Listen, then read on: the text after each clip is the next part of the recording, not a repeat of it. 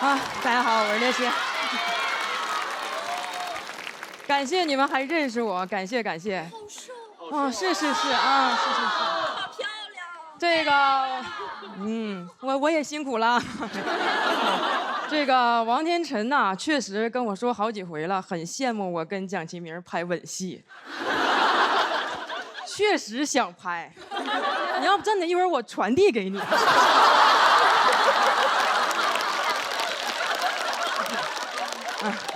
好久不见了啊！这几年呢，我跟脱口秀都成长了，脱口秀从一个节目长成了2个节目，我也成为了2期艺人，那边录一期，这边还得录一期。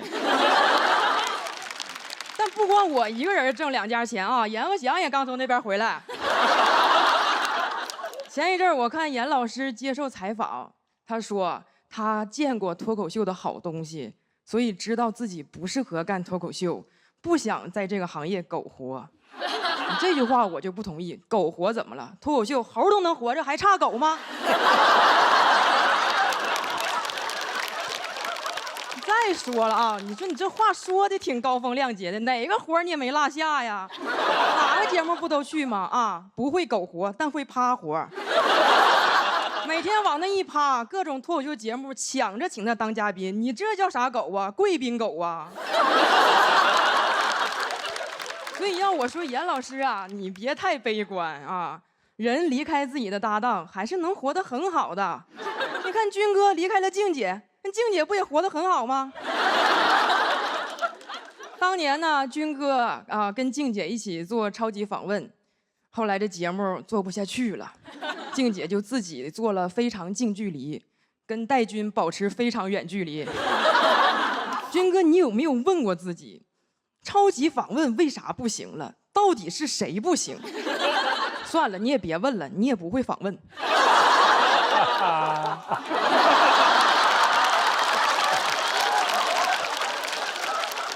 不过啊，军哥很坦诚，他说了，当年超级访问这个节目能火，全是靠静姐，但我觉得其实搭档啊都是相互的，因为也有人问过静姐，说当年这个节目是不是靠军哥？静姐说，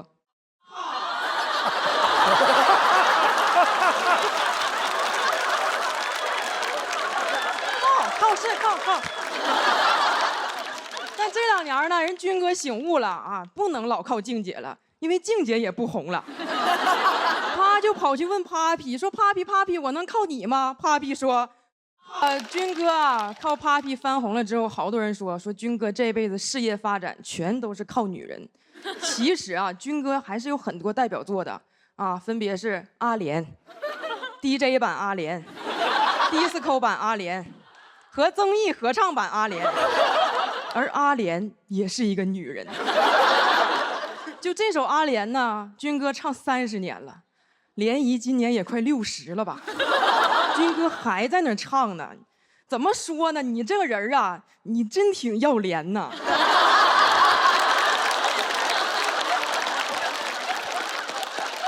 那当然了，军哥也独立过啊，当过主持人啊。当主持的时候呢，不是报错过幕，就是在舞台上睡着了。就军哥犯这些错误，搁别的行业早就开除了，但在我们行业叫有活人感，哎，大家更喜欢了。你们看啊。娱乐圈就是这么神奇，有时候你业务能力越差，业务能力就越强。值得深思啊，这句话哈。行，给你们留个鼓掌口。我现在这都跟王天辰学，现在搁台上这么随意，就是。当然了啊，也有业务能力真强的李乃文。实力派演员啊，演了一辈子戏，现在的代表作是《五哈》和《地球超新鲜》。我跟乃文哥也录过节目，他这人呢，就是又爱玩又玩不明白，老输，玩赖都输，输圈天菜。跟人家白宇一块直播，人弹幕说：“白宇，你比个小树杈。”乃文哥挺热心，帮着念：“白宇，你比个小裤衩。”要不说人乃文哥有天赋呢，字儿还没认全呢，已经学会擦边了。当时时呢，场面也是一度十分尴尬，大家就纷纷救场，呼吁网友点赞、点关注。乃文哥说：“那我也点点啥吧，给自己点一根。”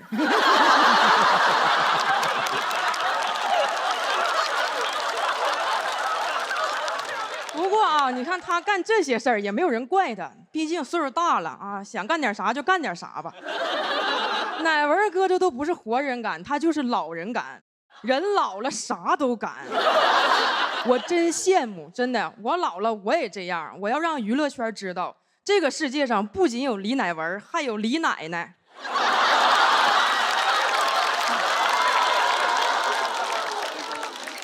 但是可惜了啊，我现在岁数还没到，要不然我现在就让王天辰给你们比个小裤衩。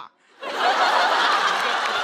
个天辰啊，王天辰啊，最近因为跟这个郭晓婷的姐姐姐夫 CP 爆火，今天到这儿还问我怎么能上综艺。我想问他怎么才能演好戏，只有戴军哥想问他哪儿还有这么好的姐姐。还有吗？很多很多。王天辰这个戏呢叫《纯真年代的爱情》，这种年代剧讲的就是咱们父母那代的爱情故事。想把父母这种角色演好，那就很有挑战了啊。首先你得知道孩子需要什么，陪伴和守护，你明白我意思了吧？哎，对，就是飞鹤顶配荠脆的守护。飞鹤顶配荠脆，突破性母源自护，新鲜原料自产，更新鲜更好吸收。这知识你就学吧，演父母用得上，当父母你还用得上。其实王天辰以前演过很多大戏啊，《芳华》，我和我的祖国，《庆余年2》，谁也不知道。你看你演了这么多年戏，能怎么的呢？你出了名儿才有活人感，不出名儿你就是上午哈之前的李乃文。现在呀，天辰红了，小时候的事儿也都被翻出来了。说他高考的时候啊，听到鸽子在外边咕咕的叫，一下就走神了，导致的高考失利。咱也不知道那精神咋那么薄弱，你是杨过呀，一个咕咕就给你整懵了。天辰，你跟军哥你俩挺配。王天辰，你高考走神了，戴军主持睡着了。对。你俩要是早点认识乃文哥就好了，他能给你俩点一根精神。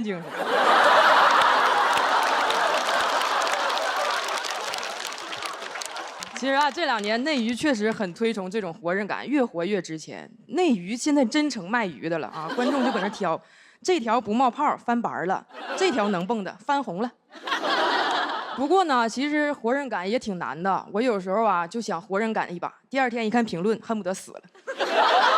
其实我们每个人能展示的真实都是有限的，大家在这个世界上都是有限活人，尤其是我们脱口秀这个行业，你又得敢说，又得能播。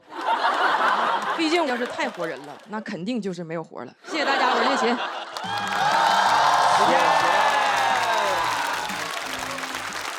哇塞，雪琴！哎呦喂，我好久没看雪琴那个脱口秀了。哇塞，每一个炸点都这么准，是不是非常棒？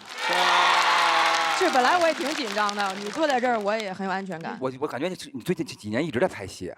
也没有一直就看，就是我老张罗说自己在拍戏。大家好，我是王建国。感谢，我的水平一般，我配不上大伙儿这么热情。但是我后来发现了，就是大伙儿这个热情当中呢，经常会有一股藏不住的真诚。就比如说，你看我们录好几期了嘛，然后我就感觉我呀，周奇墨从后面走上来的时候呢，大伙儿都说啊，好帅，你好帅。而庞博上来的时候呢，大家都是哦，你就明白咋回事了是吧？就是这个哦，意思是你好帅，而你好帅意思是你好，但你不帅。演艺圈很少有人像你们这么真诚的啊！就是这演艺圈的审美很独特，你长什么样，往往和你的长相没啥关系啊。只要你够红，长多丑都有人敢夸好看啊，越红越好看。我是咋发现的呢？就是我和雪琴 CP 的那一年啊，就是我就能明显的感觉到夸我好看的人越来越多了。什么经纪人呐、合作方啊、客户，连客户都夸我好看。我是一个很清醒的人呢，被夸了3天我就不是了，我就在摸着自己的脸，我说真的吗？这玩意儿真的是瓜子脸吗？皮肤有那么光滑吗？我说不行，我要迷失了啊！我得赶紧找个明白人问问，是吧？我到底长啥样啊？一出门碰着庞博了，哎呀，我心想，我说太巧了，这还找啥人呢？这不正好有面镜子吗？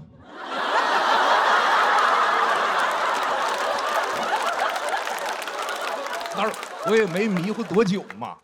去年，所有脱口秀演员一下子都难看了起来，到我这儿就尤为明显。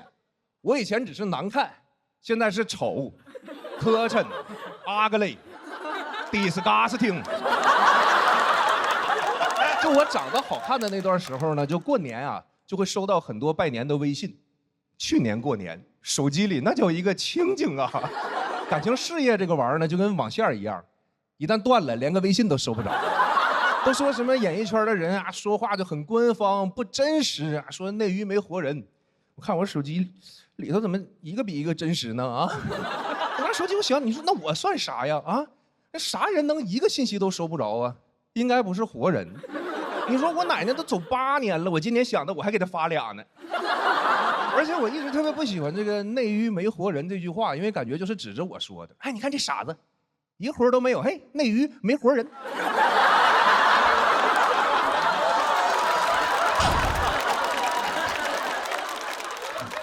我后来一想，就是按照这套审美标准呢，人的长相它就有另一种直观。你比如天真姐，好看啊；振宇老师，好看；康永哥，前些年好看。你今年好不好看，还得再看看。但是大林老师的情况就非常复杂了，他是这些年呀，靠着自己的努力越长越好看。但他如果靠着自己的不努力，他可以直接长到最好看。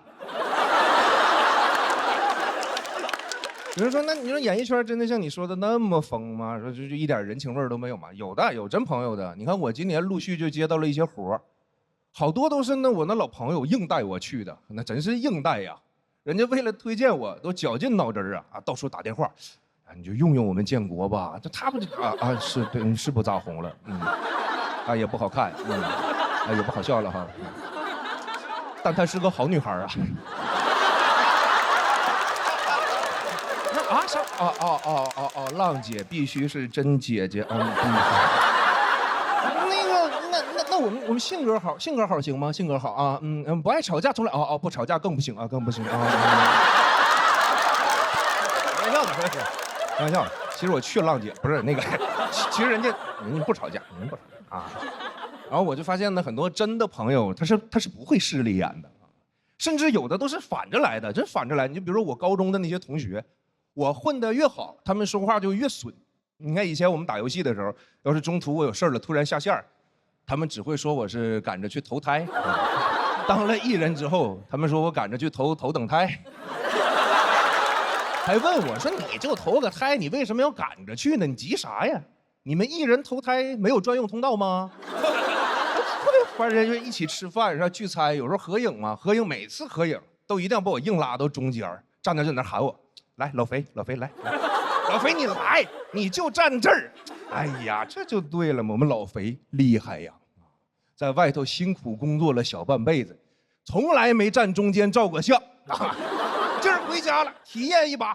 我就说，我说你们有完没完呐？他们说，哎呀，老肥不爱听了，老肥不耐烦了，老肥心里不得劲儿了，老肥受伤了。哎，老肥，你说你受的那个伤是不是应该叫中间伤？特别烦，就天天在那膈应我。但是就是这些哥们儿呢，有事儿也是真上，有事儿也是真上。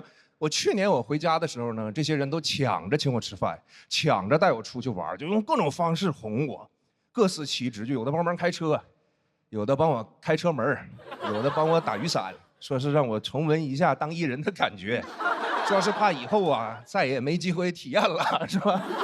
差不多讲完了，说这些。一个是给选手们热场，再有一个我就觉得今年也不一定过年时候咋回事呢，所以正好这不站在舞台上嘛，我就给大家拜个早年吧，谢谢大家，大家过年好。Hello， 大家好，我是万妮塔，很开心今天来到这里。听说今年有一个很猛的新人叫嘻哈，说今年嘻哈很厉害，我还想客套一下，我说，也就那样吧，就还行。啊，实在不好意思，嘻哈老师，我希望你可以得到一个很好的成绩，我绝对会帮你向外面说，今年所有的脱口秀演员都干不过嘻哈。话说大家有看隔壁的节目吗？对，新说唱2025。我当上导师了，但其实我第一次做导师席是大概5年前，新说唱彩排的时候，我偷偷坐过亮颖姐的椅子。我告诉我自己，有一天我一定要坐到这个位置。如果做不到，我不会跟任何人说。还好成了导师，家里人也非常的高兴。今年母亲节，我给我妈妈买了一个水晶的吊坠，本来想买项链的，但作为导师，不能因为我们2个很熟就把项链给她。现在大家都叫我说唱武则天，其实是我之前为了押韵写的一个歌词。My flow 游离在你骨骼间，我是中文说唱武则天。没想到说话这么灵，还好当时没有乱押韵，随便押韵会产生 problem。但凡我写成说学逗唱赛于谦，今天现场咱辈分就乱了。见到岳云鹏老师，我说来了哥，他说是的，大爷。冒犯了岳老师？没有。毕竟咱们今天的主题，这场的主题是说出来又如何？其实我只是在台上比较有攻击性，我台下呢为人和善，很讲礼貌，老娘素质超高。我不是那种会当面呛人的 rapper， 我嘴比较笨，别人如果惹我的话，我一般当下都不反驳，然后回去写一篇小作文。我做人就是这个样子，能动手绝对不会动口，因为不写出来的话我会憋死。我可以跟这个人有过节，但我不可以乳腺结节。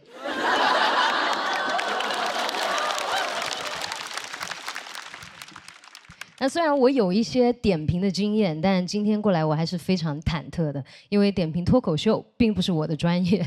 但导演说没关系，其他几个也不专业。专业的都在舞台上比赛。总有人说我们说唱比赛 battle 起来是非常狠的，火药味很重。那我看你们脱口秀才狠吧？你们选手 PK 起来也有点真的没人性，年轻的也打，上学的也打，老的也打，残疾的也打。听到你们有复活，我都害怕打这么狠啊！今年当导师，我很想好好的帮选手，因为我知道这条路有多难走。起初我刚刚开始玩说唱的时候，天天在家里鬼吼鬼叫，我家里人就让我出去。他们不懂说唱，但知道这个东西属于街头。那个时候只有我妈妈支持我。我小时候家里的条件并不是非常好，那我说我想学画画，我妈妈就借钱让我去学。我说我想读大学，我妈又多打了几份工。后来我说我想搞说唱，我妈沉默了。她说你搞说唱读什么大学？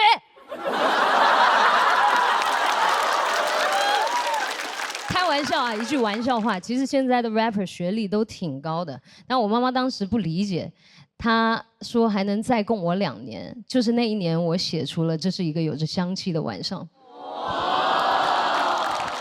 对，就是这首歌，火了之后，我看我妈天天在家里唱这首歌，我非常开心，因为那些年全靠我妈妈的托举，我才能一步一步的走到今天。我愿意给她所有，除了项链。但我觉得无论是说唱还是脱口秀，最重要的是还是自我的表达，表达出你想说的话，说出来。如果像我这种不是很会说的，那就说唱出来。那么这里希望大家能向上，绝不向下，能做大就想个办法。With my squad， 长城称霸就是叫你怕炮狂烂炸，Yeah baby！ 谢谢大家，我是万妮达。我叫岳云鹏，谢谢。哎呀，说脱口秀，这是我做梦都没有想到的事情。涉足这个脱口秀，其实第一次讲脱口秀，心里很抗拒，很害怕，就怕讲不好，大家不笑怎么办？万一大林回去跟他爸说一声，后果不堪设想。各位，后来我一想，还好，大林跟他爸走动的少。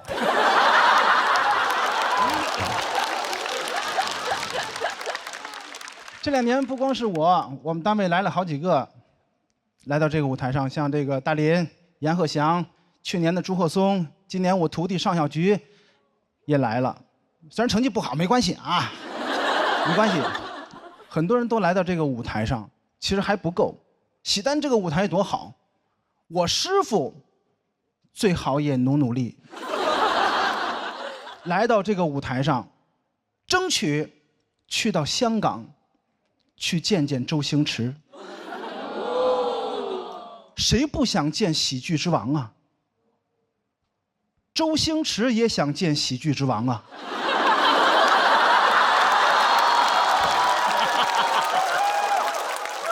能让我来这儿啊，特别好，我很高兴。这个节目我看了，这个舞台上出了好几个人物啊，付航老师，哎呦，小付。付航老师啊，这个当过保安，南瓜送过外卖，我比他们这个起点稍微要高一点。20年前，在我18、19岁的时候，就有100来人吃饭指着我，真的，必须指着我，服务员点菜。后来经过一位老先生介绍。说让我去德云社学相声，那我就去吧，不能驳人家面子。我第一次去德云社的时候特别的冷清，我一进门发现台上2个演员，台下1个观众。好死不死，我坐在了那个观众的旁边，那观众看见我，2眼放光。你来了，你帮我听一会儿，我上个厕所。我心想，这还不让上厕所吗？那我就听呗，就坐那儿听。我越听越没意思，越听越没意思，我就要走，扭头要走。我师傅把我拦住了，孩子啊，留下吧，留下吧。我说老师，您这儿也不缺演员呐，我们这儿缺观众啊，你留下吧。哎，那我就留下吧，反正我也想学一门手艺。刚开始的时候，咱也说不了相声，也没有什么经验，我就在后台啊负责。给他们点菜，回到了我老本行，老本行。我白天呢给他们端茶倒水，晚上伺候大林，这就是我的工作。那会儿他们都不喊我岳哥，喊我岳嫂。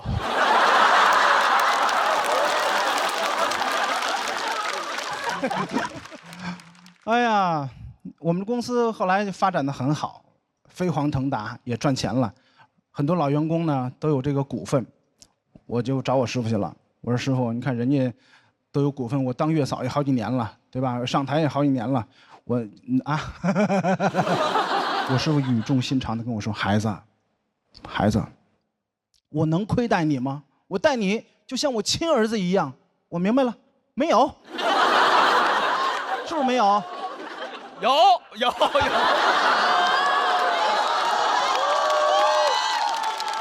你有是吗？因为我是真亲儿子呀。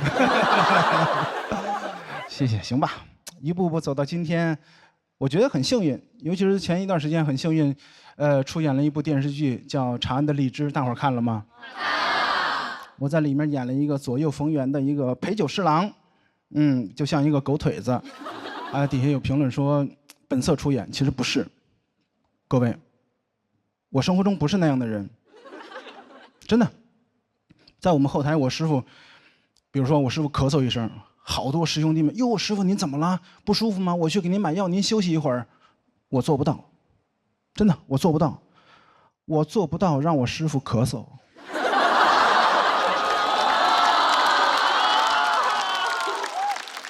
但是这个角色呢，也有符合我本色的这个部分。角色刚开始呢，设定的是一个大帅哥，真的，我开始也很担心，我说导演这个大帅哥我能演吗？我行吗？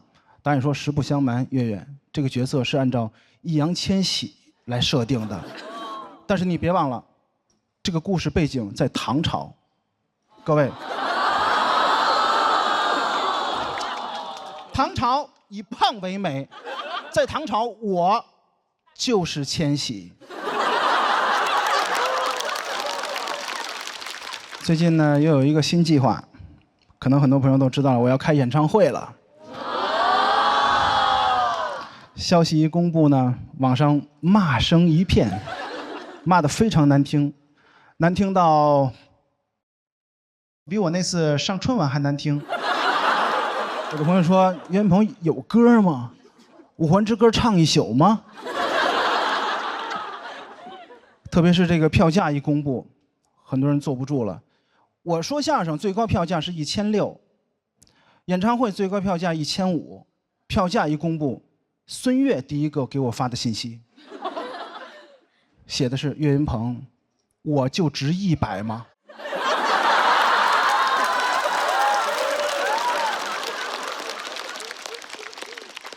行吧，开演唱会这件事呢，2年前我都不敢想，但是我实现了。不过呢，我也不会骄傲。接下来我还有一个目标，就是拿到影帝。人总要有梦想，因为我那个书柜呢，有一格是留给金鸡奖的，可以吧？有这个梦想可以吧？可以。还有一格留给百花奖，还有一格留给奥斯卡奖。我那个书柜就没有装过书，我就等着装杯呢。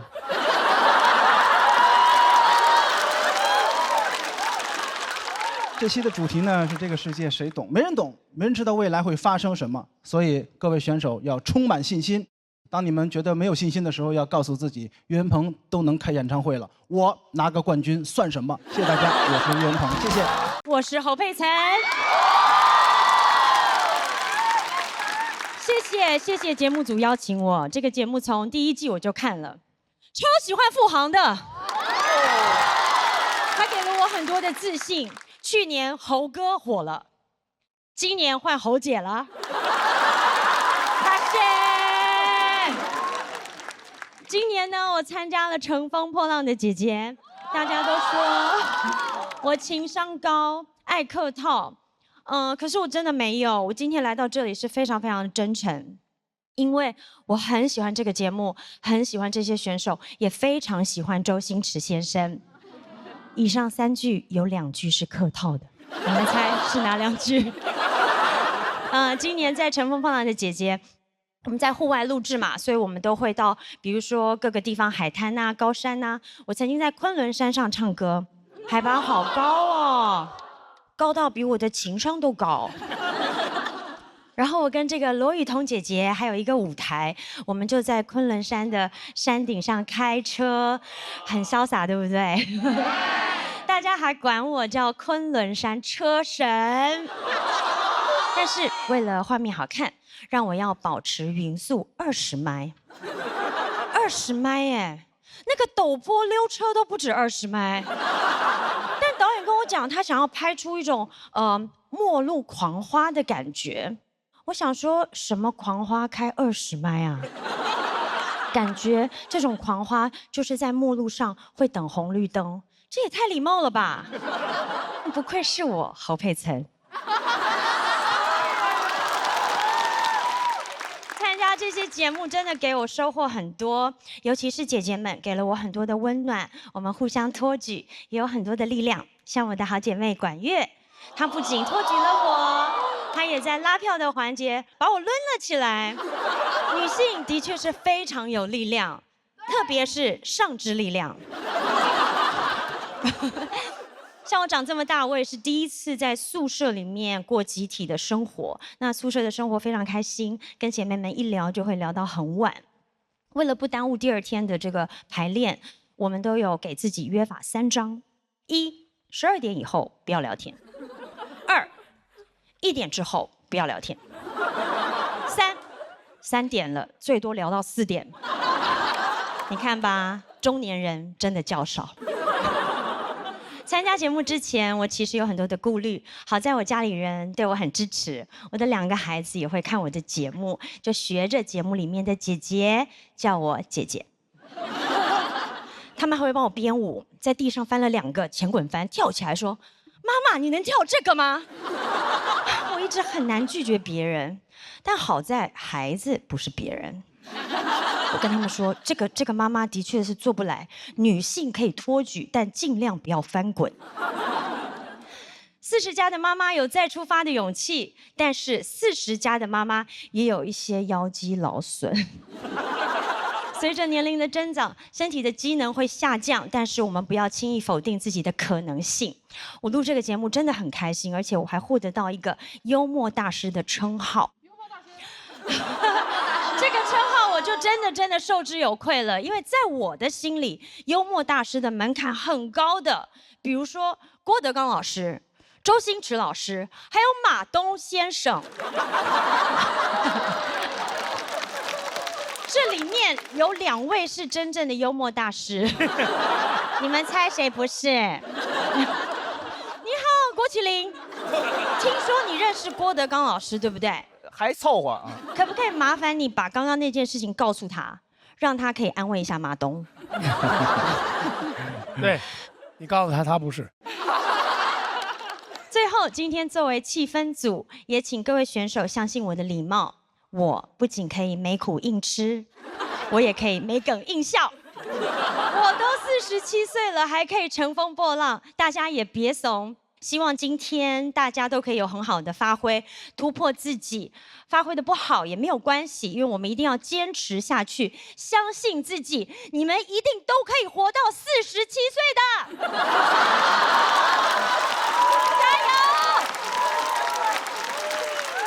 感谢大家，我是祝福大家长命百岁的侯姐侯佩岑。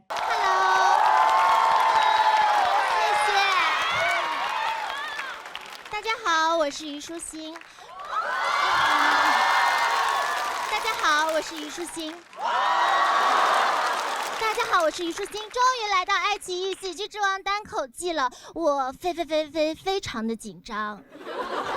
刚才演员们的舞蹈我看了，很幽默，但是呢，都把我跳内疚了。4年了，也没有一些新的音乐代表作给他们表演，是我太不努力了。话都说到这份上了，大家以后可不可以别的对着我哇哦和 yes OK 了？哎呀，早就听说脱口秀爱冒犯人儿，果然我今天一到后台就被冒犯到了。刚刚那个发型师一直在找发夹，不停地问我夹子呢夹子呢，我什么意思呀？这个人也太唐突了吧！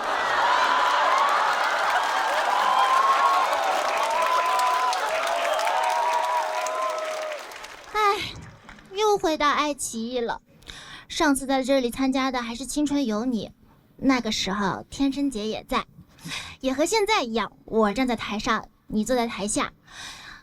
天真姐，我想，为什么不光我的青春有你，怎么哪儿都有你呀？我的好贝贝。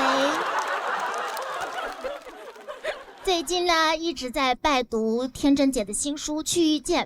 这本书呢，真的非常的有深度，能学到很多东西。我推荐大家都去看一下。但如果你是那种不爱看书，看2、3页就放下的人，我就更推荐你们看了，因为这本书的前2、3页是我写的序。总是有人说现在的网络舆论环境越来越差了，但是对我来说呢，我怎么感觉大家好像都越来越喜欢我了，都在夸我，我都奇怪了，明明我从来都没有变过呀。前28年呢，大家都说我做作的不行，但是今年网友突然开始帮我解释，原来我这个不叫做作，我这叫搞抽象。谢谢21世纪善解人意的网友们和爱我的粉丝宝宝们，这件事情告诉我，只要你坚持做自己，总有一天观众们一定会见怪不怪的。最近呢，很多朋友都在看中餐厅，还因为我在节目里帮小明哥拍写真，大家都说我是去达人啊，觉得呢，在我的镜头里，所有人都可以美美的、帅帅的。来到节目组，他们就问我，那脱口秀演员也可以拍的美美的吗？不可以，是不可以拍啦，因为我今天刚好没带相机，然后昨天风太大了，然后我的手机也刮花了，今天在减肥，然后饿的手有点抖，可以放过我了吗？大家一定想知道为什么我会来参加这个节目呢？因为有一天我收到了《青春有你》的制片人江斌先生的微信，他说只要我能来，必定滴水之恩涌泉相报。我就想起了3年前我艾特他的那条微博，心里想，莫不是那东西他又缺了吧？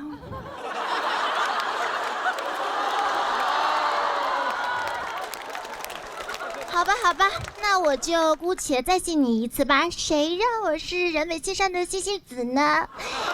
开玩笑啦，在我看来，脱口秀它有真诚又有温度，还能让我们感受到那种 lay back 的快乐。希望这次参赛的选手们能放松心情。如果你们紧张的话，可以看看坐在底下的我会给你们加油，但不会给你们加分的。好了。不搞抽象了，我是虞书欣，娱乐圈中名列前茅的普普通通的小美女，谢谢大家。很开心可以来到这个节目，因为我老公在家老看这个节目，自己一边看一边就在那儿嘎嘎乐，可以说结了婚之后很久没有看到过他这么开心了。大家可能不太了解婚后的生活，一切都会归于平淡。每天2个人就是坐在家里各玩各的手机，偶尔呢分享一些搞笑的节目片段。所以想要维持婚姻，不仅要有爱，还得有爱奇艺。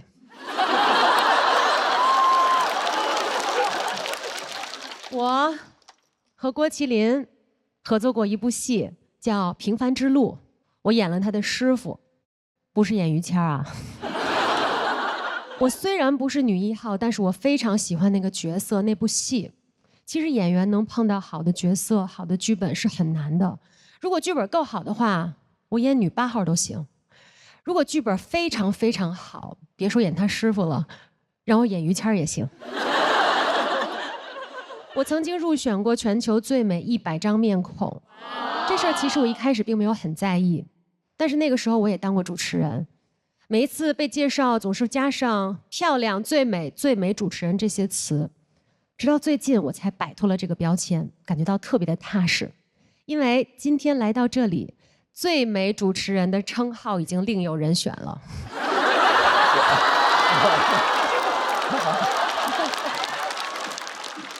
前几天我刚刚过完生日，很多人问我，作为一个40+的女演员，会不会有角色受限的困扰？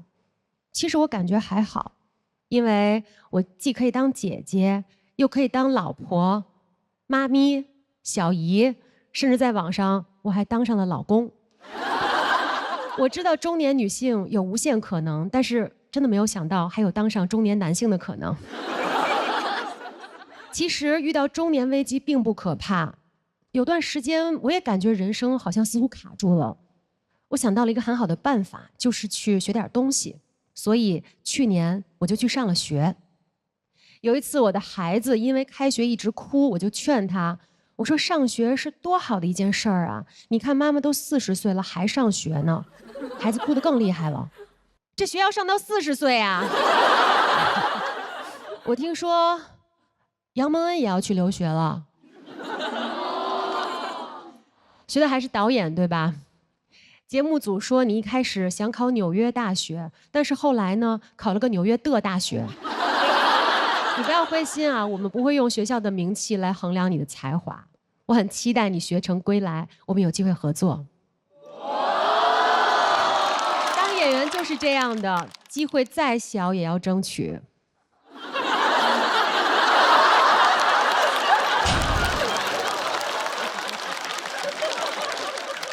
很多人觉得我英语说的还不错，问我是怎么学的。其实我真的没有上过什么补习班，除了高中毕业的那个暑假，我上了新东方的英语课。那个时候新东方刚刚火起来，罗老师都还在教课，但是我阴错阳差就是没有上过他的课。不过没关系，他一会儿会给咱们上课的。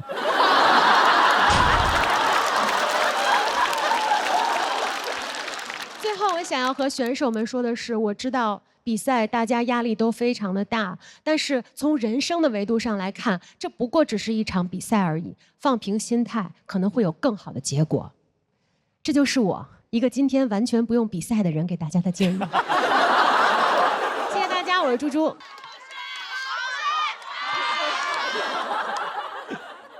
大家好，我是大鹏。把你们刚才那形容词儿再说一遍。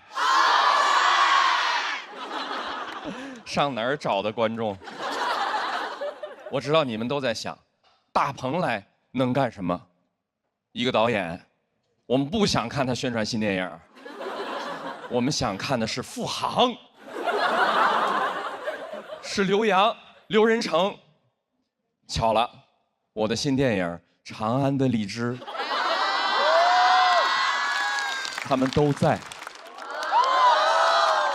我这么说啊，也没有利用他们要宣传的意思。想要宣传，我找刘德华、杨幂多好。巧了，他们也在。还有周星驰，他的喜剧精神与我们同在。我很崇拜星爷。10年前我第一次拍电影的时候，我就想邀请他客串。我带着《煎饼侠》的剧本去到了香港，我跟星爷说，能不能参与我的电影？星爷说，大鹏，等一下，我这边也有一个剧本，叫《美人鱼》。他问我有什么想法，我一想这是要我演呢。我陪着星爷聊到了第6天，星爷说，大鹏，你必须要走了。我说咋了，星爷？是哪儿不满意吗？星爷说，大鹏，再不走，港澳通行证要过期了。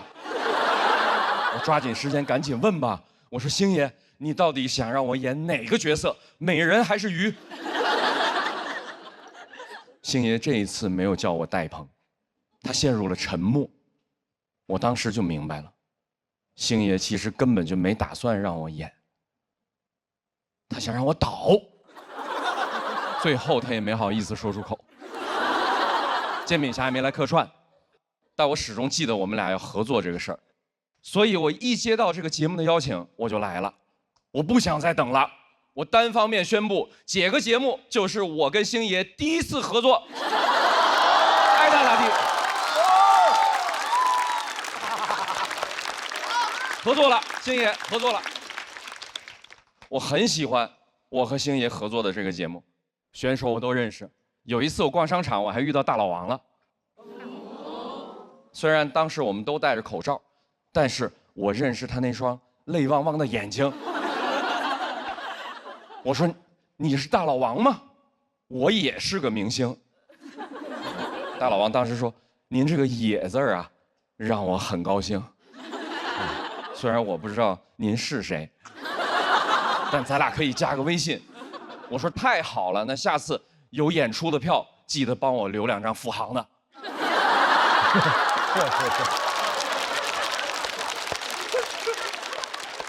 付航是真红啊！我这么说没有说大老王不红的意思啊，没有这个意思。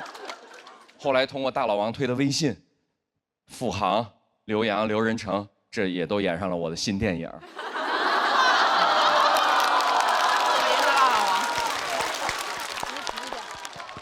有人好奇，他们红了以后会不会飘？飘不飘我不好说，反正有一次在拍摄的现场，观众们看见演员了，观众们很热情，在那喊刘天王，刘天王。刘洋和刘仁成同时站起来挥手致意，把身后的刘德华挡得严严实实。你们也都看到这个局面了，录到今天，2位刘天王。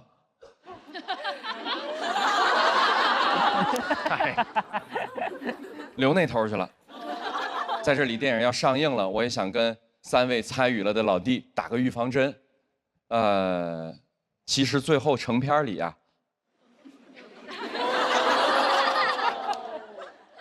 你们每个人的戏份都减掉了一点儿。问题是他们也就拍了一点儿。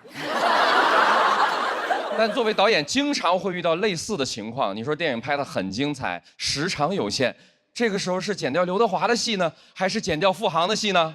刘德华。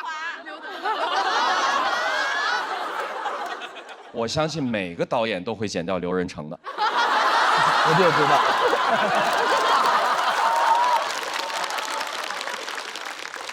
开个玩笑啊，大家最后还是在电影里能看到他们的，如果眼神足够好。拍的时候也非常投入。付航在电影里演一个岭南荔枝园的保安，有官兵要来砍伐这片荔枝林，付航不干了，说要誓死保卫，说跟树有很深厚的情感。后来还主动要求加一场打戏，啊，说要不然人物不完整。你们要问打得狠不狠呢？反正那场戏是那部电影付航的最后一个镜头，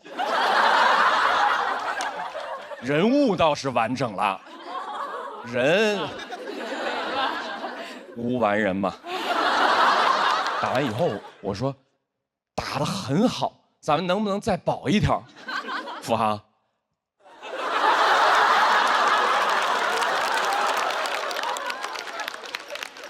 差不多得了。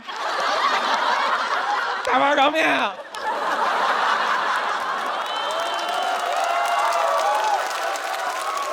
我赶紧安慰他呀，我说虽然你的戏份不多，但是你回去可以跟亲戚朋友说呀，咱们这部电影这么多的明星，主打一个付航。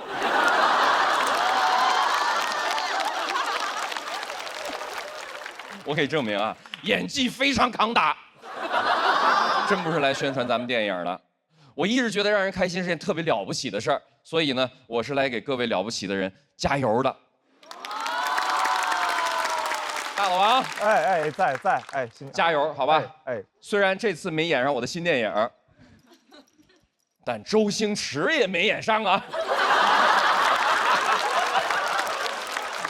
在我心里，你就是星爷一般的存在。谢谢大家，我是大鹏。大家好，我是范志毅。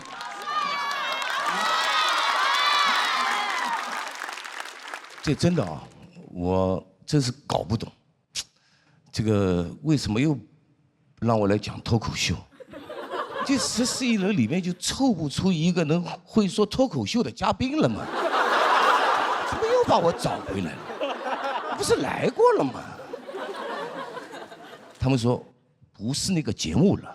什么不是？王建国、杨笠都在。哦，转会了。啊，原来的荣誉都拿到了，该拿的都拿了，跑爱奇艺来捞钱了。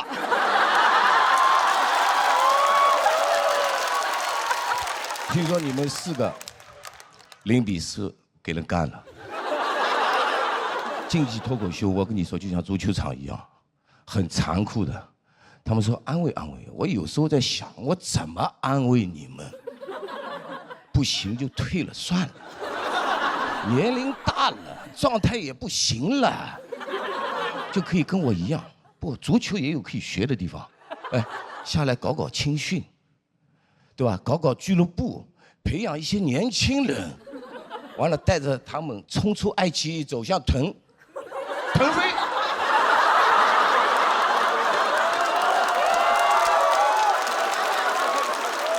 真的，我看你们比赛搞得蛮好的嘛，还从相声那儿找了几个外援，我认识，从德甲来的德云社甲级联赛嘛。德甲那是相声的打法，讲究团队配合。阎鹤祥在那边就没人跟你配合吗？哦，你搭档坐上面了，当裁判了。哎，你们一定要注意啊，阎鹤祥，他跟裁判可不一般，裁判说啥他都捧啊，捧惯了。他原来啊挣钱还分给裁判呢。啊，这次新人还蛮强的，也正常，就是每个行业里面都有一些顶尖的啊。大家知道吧？去年有个电视剧叫什么来着？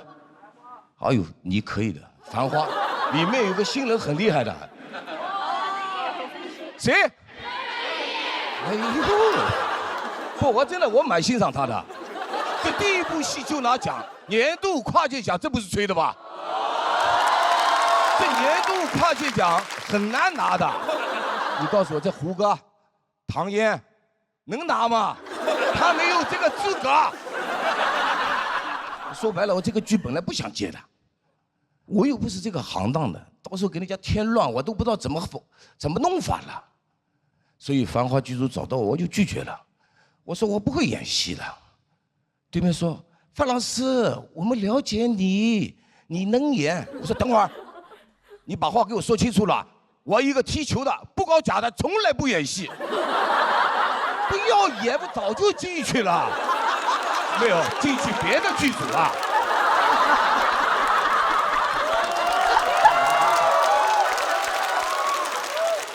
但人家很有诚意啊，人家一直邀请我。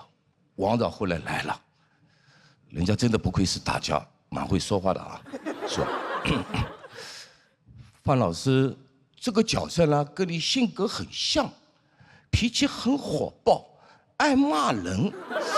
你不用演，做自己就可以。我就问他，那时候我可以说脏话吗？不可以。那我怎么做我自己呢？所以这个角色不好演的，它是有层次的。王导选中我，那个眼光真是不得了，知道吗？肯定是吃了京都念慈庵叶黄素之软糖，眼镜不干涉，拍人就是准。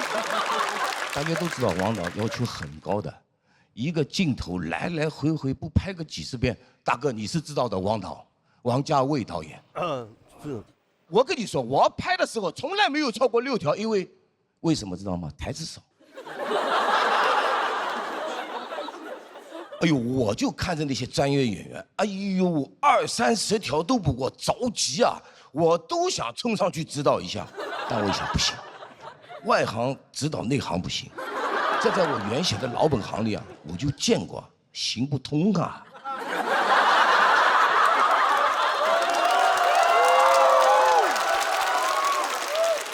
真的，我后来在想，做什么总归要有什么样子，玩要有玩相。做要有做相，大家知道我拍那个武哈拍综艺，最开始的时候去，哎呦飞行嘉宾，但我努力表现啊，后来就常驻了。这个真的不小，我进了首发阵容了。就是说我为什么要讲这个，我就是怕我表现太好了，这个节目非要把我留下来当常驻。我很忙的，我通告很多的，我是没有时间的。这个月。也就20、21、22 3天有时间。那你们听懂了吧，导演？最后啊，我得说一下，大家今天既然是来比赛的，我就觉得首先是好好比，尽全力。节目说，哎，鼓励鼓励这些年轻的选手。要我说啊，这些鼓励的话说了都白说。说完以后啊，你能赢到好了，关键还得靠自己，我觉得。啊，如果说是要鼓励的话，我肯定不会先鼓励你们，肯定不会鼓励你们，我先鼓励国足去了。我说了，我去了啊。谢谢大家，我是范 Z。好，大家好，我是《甄嬛传》的男一号罗永浩。《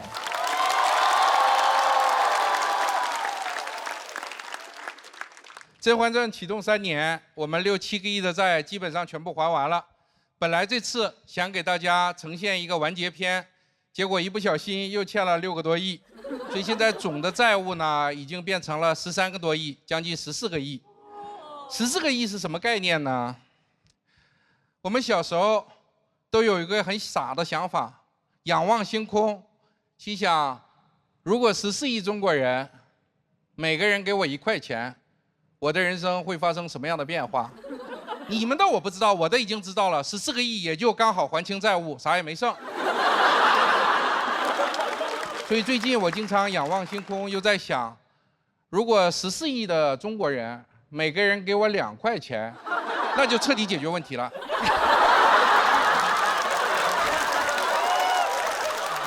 有人说你欠了那么多钱，睡得着吗？我经常也会失眠，但是我在床上睡不着的时候就数我的债务，1个亿、2个亿、3个亿，就睡着了，睡得特别香。早晨起来倍儿精神，伸个懒腰，推开窗户，哎呀，又是债务满满的一天。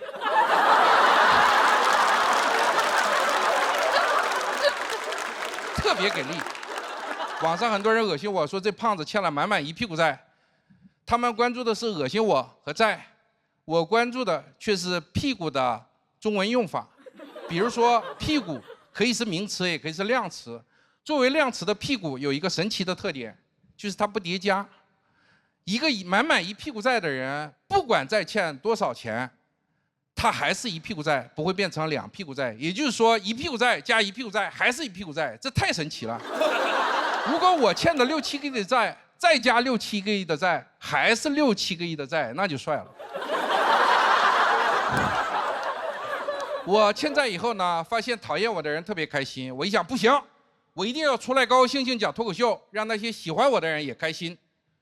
这是我作为老一辈喜剧工作者一个崇高的理念，就是说，不管你喜欢我还讨厌我，我都要让你开心，我都要强行给你送去欢乐。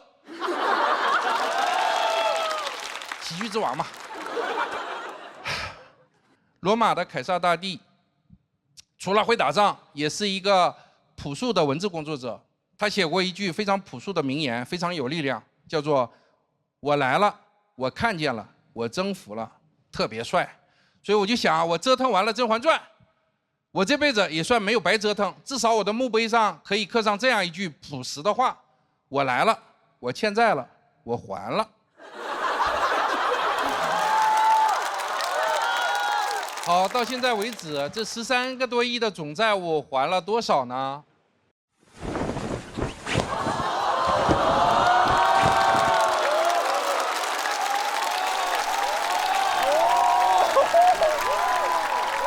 好，这13个亿的总债务，我们已经还了8.24亿，这是我的身高和8.24亿钞票摆在一起的样子，这是一个真实的比例。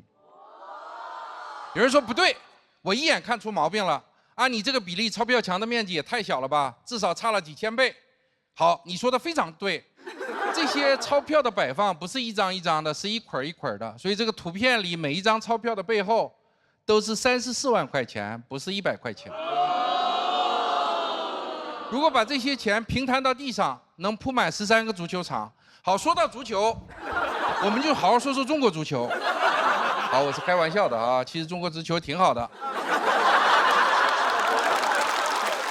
我们做这个喷绘的时候，上海的打印店里都在传说那个叫罗永浩的疯了，因为还不上钱，他开始自己印了。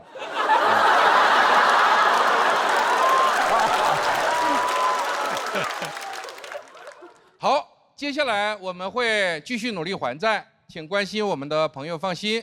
希望下一次来讲脱口秀的时候，给大家献上的是《甄嬛传》第2季的大结局完结篇，而不是《甄嬛传》第3季。但是，如果你们实在想看《甄嬛传》的第3季，也不是没有可能，因为我又创业做了一个新的公司，所以呢，完全有可能。这些年，在我创业最艰辛，然后人生最灰暗的时刻，是周星驰老师的喜剧，当然还有建国、杨笠、庞博、蒋龙、周老板他们的喜剧作品，帮助我扛过了最艰难的时刻。向这些了不起的喜剧人表示我的感谢。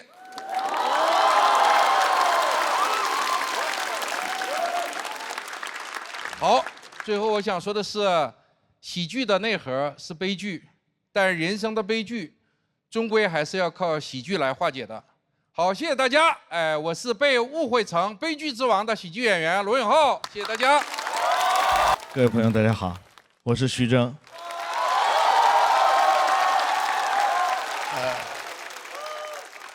电影《逆行人生》正在暑期档热映，希望大家到影院支持，谢谢谢谢。啊，不是喜剧片啊，是现实主义电影，啊，现实主义电影有笑有泪的啊。好，今天的任务就完成了，谢谢。啊，这个是主要任务啊，接下来就是次要任务。次要任务呢，来到这个舞台上非常高兴啊，看见很多熟悉的老面孔、新朋友啊，看到很多青年演员呢，我是很有感慨，就是看到他们就像看到我当年一样，是有激情、有梦想、有刘海儿啊。对，现在刘海儿我已经没有了，所以呢，你们的今天就是我的昨天，但是我呢，再也回不去昨天了啊！如果能回去的话，就变成逆行人生了啊！不好意思，又宣传了，对不起，对不起，对不起啊，对不起。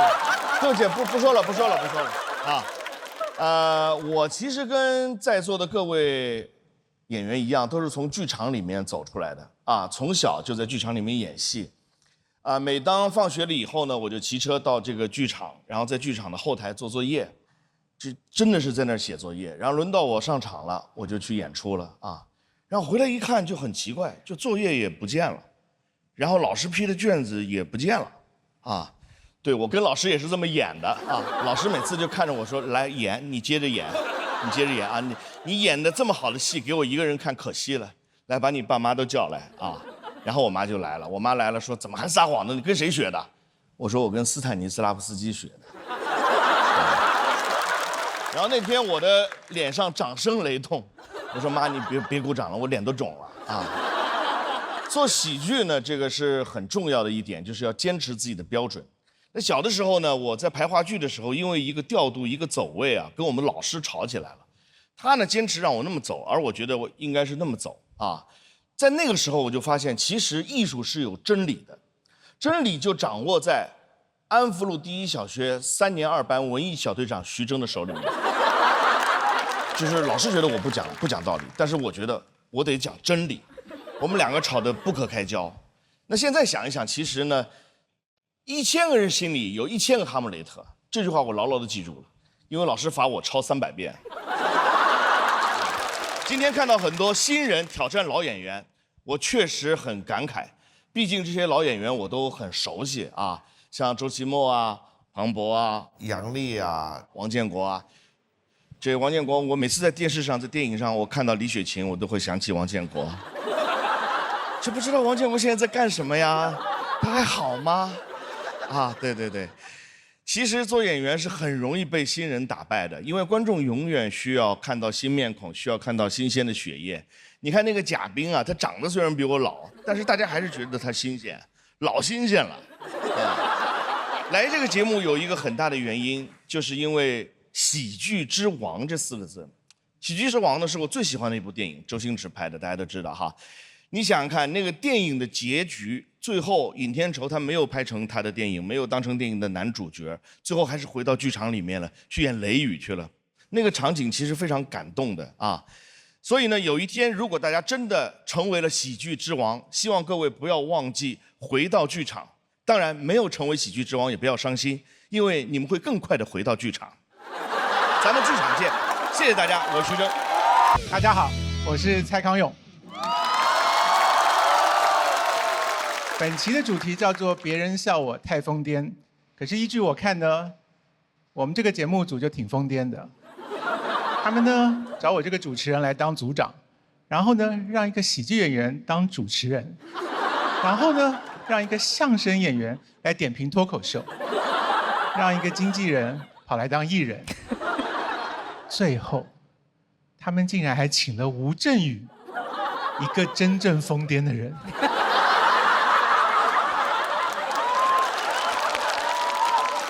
等一下，他们还让我坐在吴镇宇的旁边。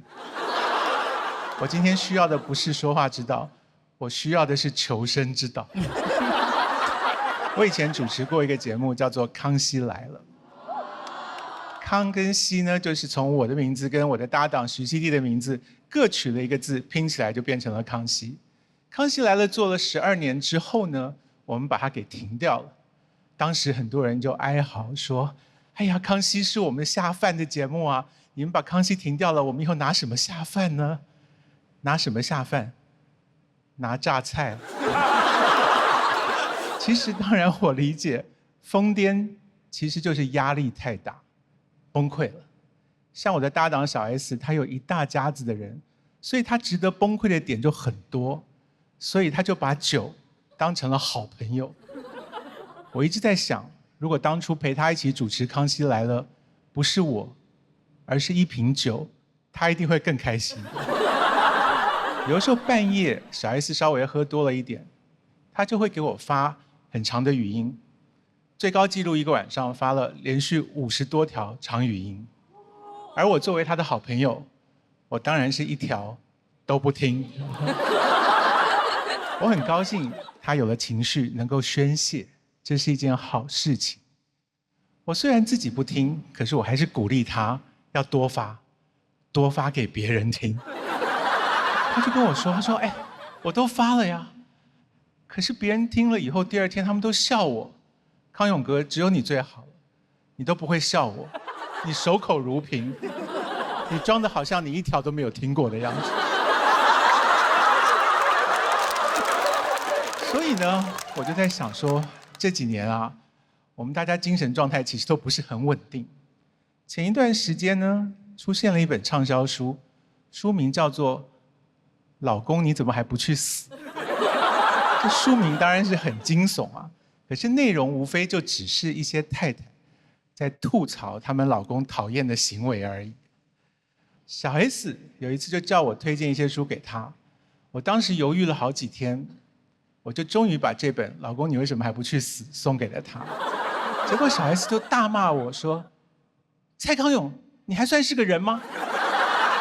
他接着说：“这么好的书，你为什么不早一点推荐给我呢？你到底在犹豫些什么？”我犹豫什么吗？我很担心他一看到书名就来问我具体要怎么操作。我们崩溃的原因常常是因为我们拒绝不了别人。像我不免有的时候也觉得拒绝别人很为难，这个时候呢，就需要一些沟通的技巧。比方说，有的人对我提出了无理的要求，要我帮忙，这时候我就会说：“哎，请您稍等一下，我要先跟我肩膀上的鸟商量一下。请问这个忙你要帮他吗？你觉得这个人值得帮吗？”这时候对方就困惑了，他说：“康永哥，你这是什么意思啊？难道你帮不帮我忙，还要你肩膀上这只鸟点头答应吗？”我说：“对啊，因为你讲的这个事情啊，关我鸟事。”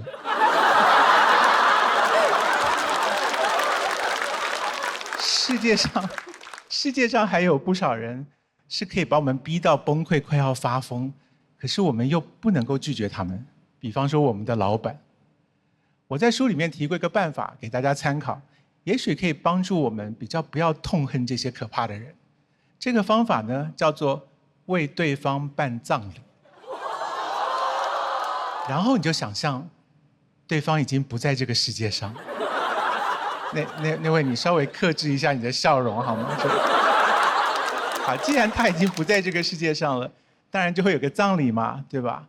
然后呢，我们受邀到这个葬礼上，去为这个人讲一段话。当你在想着你到底要讲什么的时候，你忽然就会发现，对方没有那么可恨了。你想着，你不仅不再恨他，你甚至还想起了他的好。你甚至还很想要给他鞠躬，鞠躬，3鞠躬。您走好。我觉得有压力就应该要发泄出来，疯癫总是比隐忍要好，所以有疯就要发。你要跟谁发疯呢？你多跟你身边的好朋友发疯，不然朋友是拿来干什么的？作为你的好朋友，他一定会守口如瓶，他一定不会把你的事拿到节目上面去乱讲的。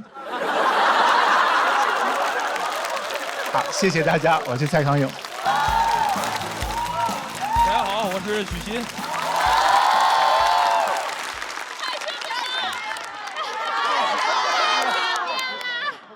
等一会儿再说啊。非常开心呢，作为奥运冠军参加这么小型的赛事啊，真的没想到接档奥运会比赛的啊是你们这个。哎呀，不过你们这比赛啊确实好，没有几十亿的观众啊，也没有10几亿的支持者，比的也很轻松啊，看的人呢也不紧张，是不是啊？啊，而且比到现在呢，冠军是谁也挺明确的了。我现在就敢半场开香槟，这个冠军肯定是啊，中国人。而且你们的这个赛制啊，可比奥运会大方多了啊！赛程没过半，已经有金牌选手了。哎，然后呢，还得比出谁更强啊！我明白了，这个赛制啊，参考我们乒乓球啊，就是你先拿奥运冠军啊，回来再打国内比赛。你国内拿冠军了啊，那个才叫真强。今年奥运会的这个热度很高，我在网上呢预测乒乓球啊，也确实沾了点热度。就连这个节目组啊也来找我了，找我时啊，我说我来不了这个脱口秀啊，两边这个节目啊我都看了，这东西太难了。他们说你可以啊，你全面。我说啊，你可别说我全面啊，那还是罗老师更全面，人家两边节目啊可都上了。巴黎奥运会啊，我虽然没去参赛，但我心在那边啊。我得在直播间摆阵为他们加油啊！是不是大家都看了？当时中国队比赛呢一度落后，但我摆完以后，哎，赢了。我当然不是说啊，我在这里边帮了多少大忙，主要是人家打得好。你要换个人来啊，换个王建国，我还摆啥阵呢？我直接摆烂了。哎，我这么说啊，不是瞧不上建国，其实啊，他乒乓球水平真的挺高的。我俩啊，这个打过一场，比分咬得很紧。那场比赛我非常侥幸的11比0赢了他。但是呢，国际赛事呢，我也打过别人11比0。我们换算一下，王建国国际赛事水准。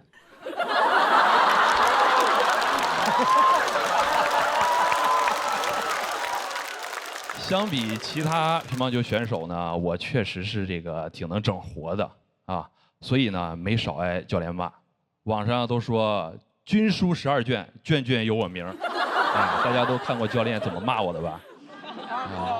说我除了世界第一，啥也不是。你们听听，这骂的多难听。他骂我呢，我都不敢吱声，生怕一张嘴啊，我都笑出来了。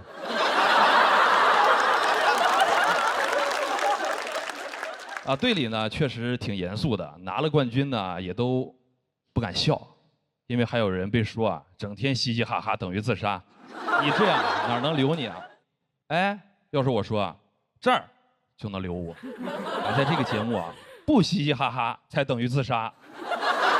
有人呢说我打球风格很抽象，经常打着打着啊，人就跑到这个3米以外了，大家看比赛很疑惑，说画面里啊就一个人打。是不是这个才叫单打？哎，所以我说啊，为什么我外战胜率高呢？估计是对手研究我比赛录像的时候啊，根本就看不见我，摸不清我的这个打法风格。比赛完呢，这个记者还问我为什么离对手这么远，我说我也不是故意的，我只知道啊，我一上了这个球场，我们之间的差距啊就越来越远。有很多球迷朋友啊说希望我回归这个奥运赛场。说30岁啊，正是拼搏的年纪。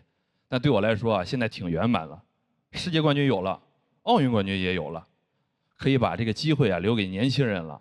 要不然一个冠军都没拿，就坐那儿指指点点的，那合适吗？对吧？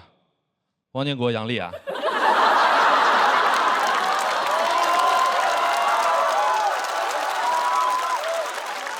今天这个看到很多新人啊，让我想起我刚进国家队那会儿打选拔赛，第一次呢就跟王励勤打，当时呢心态很放松，他是世界第一，我是无名小卒，我觉得呢输了很正常，赢了赚，输了算，输了呢我当时还在央视露脸了呢，哎不好意思，最后我赢了，希望大家呢也能有这种赢了赚，输了算的心态。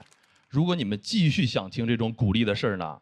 我成功的例子啊还多着呢，啊，听完是不是很想骂我？啊，骂吧，没事儿，最好就骂那一句：许昕啊，你除了世界第一啊，啥也不是。大家好，我是马东。谢谢。嘿，站在录像现场从来没这么紧张过。第一，因为不会说脱口秀；第二，因为这不是爱奇艺吗？你懂啊？非常忐忑啊，因为你们都说去年我把一个节目给带到隔壁平台去了，是吧？所以今天回来呢，第一是为了赎罪，啊，理解哈。第二，回家来看看，看看还能再带走点什么。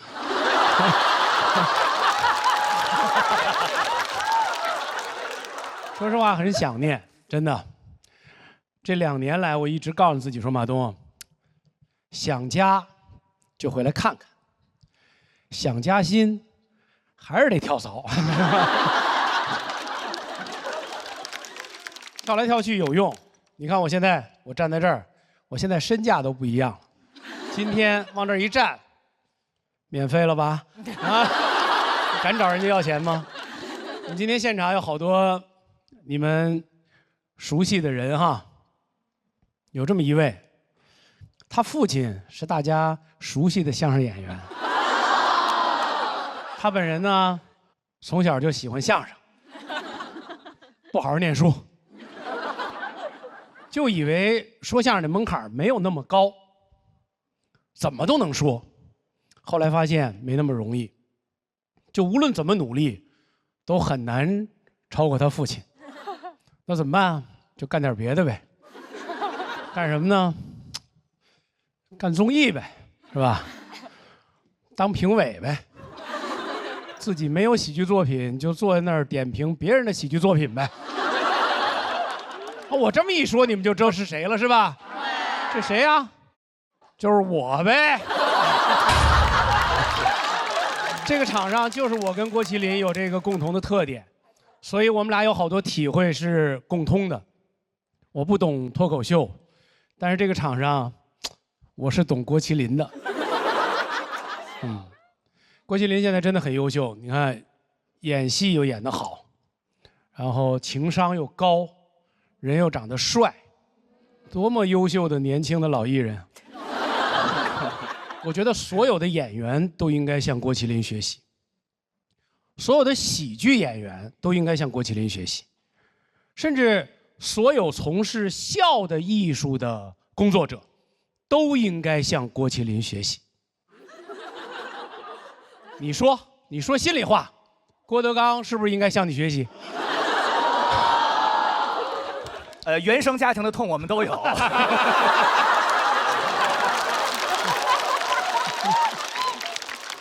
不敢说。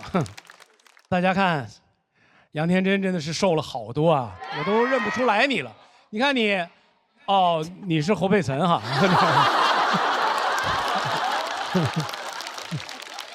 佩岑姐姐，我们是好朋友，今年特别棒，在浪姐那儿留下了好多高情商的名场面，我印象特深。她见着管乐的父母，一张嘴就是妈咪、爸爸。你们生了一个天使，你听见人家这情商。我不瞒你说，上一场我借了一充电宝，他也说我是天使。我觉得照这样下去，世界上只剩下一种人了，就是没有见过侯佩岑的人，因为只要见着他的，当场都成了天使。说回到天真哈，哎，江湖上有好多谣言，他们说天真姐姐暴瘦是因为失恋，怎么可能呢？我那么了解她，真的，我真的不能让他们这么诋毁你。凭什么一个女生暴瘦就是因为失恋啊？在我心里，你纯是因为生意失败，就是大码女装卖不动了嘛。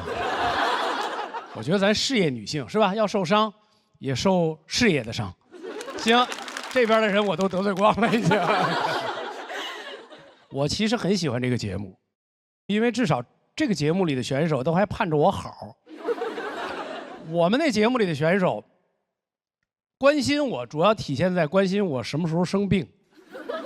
有一次我们马上就要录像了，土豆那个作品都一直没有准备好。录像前一天，我被隔离带走了。土豆得知以后啊，仰天大笑啊，哈哈哈哈的。吕岩说：“你笑什么呀？咱们明天就开演了。”土豆说：“这哪是明天开演？这个老登被带走了，这是老天开演。”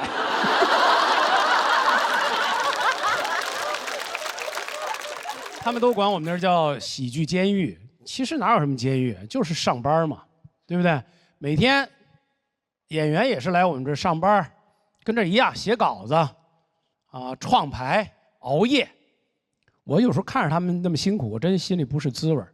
我就跟他们说：“我说，哎呀，我说你们这样真的太让人心疼了，要不然你们晚上加班的时候就别开空调了。”他们说热。我说嗨，就你们这作品质量，演着演着就凉了。其实我知道，在场的选手啊，都因为创作而感到焦虑和痛苦，然后老问说：“哎呀，我们怎么办呢？”你问我怎么办，这就叫活该。真的，因为是不？为什么？因为我们这个工作已经是世界上最幸福的工作之一了，每天在新鲜的创作。那如果你的作品在舞台上获得了观众的笑声和肯定，那是什么呀？也是活该。谢谢大家，我是马东。大家好，我是庞博，欢迎大家。谢谢各位，谢谢各位。我是今年的主持人，欢迎大家。我也没有想到脱口秀干了这么多年，我是为了成为张绍刚老师的竞品。而且你知道，这个工作干时间短了，但是也已经有职业病了，你知道。前2天我去一个剧组客串，我进组那一天正好主演在杀青，非常感动，流着眼泪捧着花说：“哎呀，谢谢大家。”我说好，3、2、1，请锁票。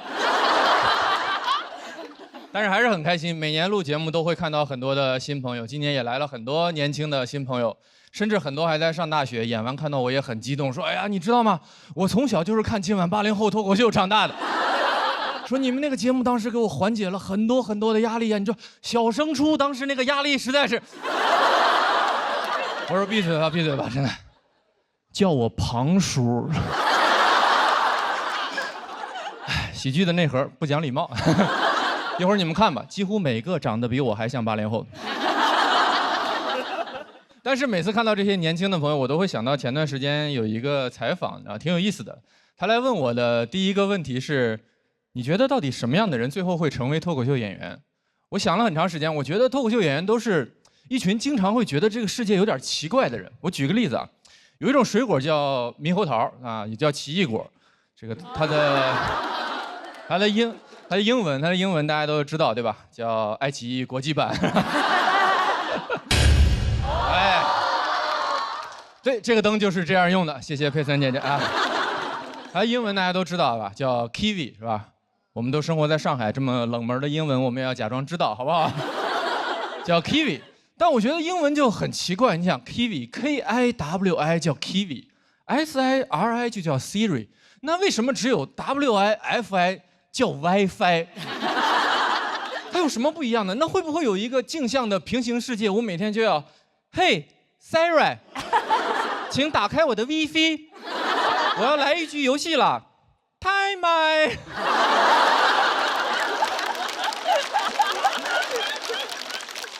然后那个记者问我的第二个问题是，很多人都说脱口秀是冒犯的艺术，你怎么看待这句话？我也觉得很奇怪，似乎世界上所有的艺术表演里面，只有脱口秀是冒犯的艺术，好像他们其他人都不得罪别人，很神奇。你不会看着看着跳舞，突然间就急眼了，说就你能把脚抬到这儿，对吧？你看听着听着音乐剧，突然就站起来了，你们就不能好好说话吗？更重要的一点是，如果你要冒犯别人，首先你要有力量，对吧？但我觉得笑其实是一件很没有力量的事情。如果笑很有力量，我们在历史上就应该看到很多笑的故事，而不是战争的故事，对吧？《三国演义》就应该是诸葛亮三笑周瑜，诸葛亮笑死王朗。我从未见过如此开不起玩笑之人。王朗说：“完了，今天是要笑不活了。”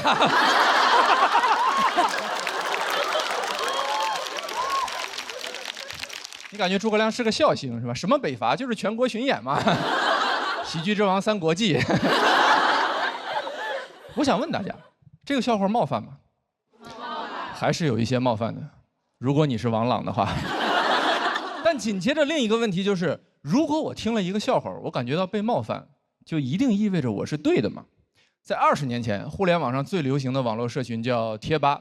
当时每个学校都有自己的贴吧，非常火，都在上面讨论自己的事情。我们学校保定一中叫保定一中吧，北京当时有一所学校叫北京市第三体校，也理所应当拥有自己的贴吧，叫三体吧。后来的事情你们就可以想象了，是吧？小说《三体》，然后横空出世，然后三体吧就被三体的书迷占领了。所以理论上，北京市第三体校的师生是世界上第一批被三体人入侵的地球人。我觉得都可以想象，体校的朋友当时一定非常生气，对吧？搞什么？我们学校的贴吧为什么有人突然来讨论一本书？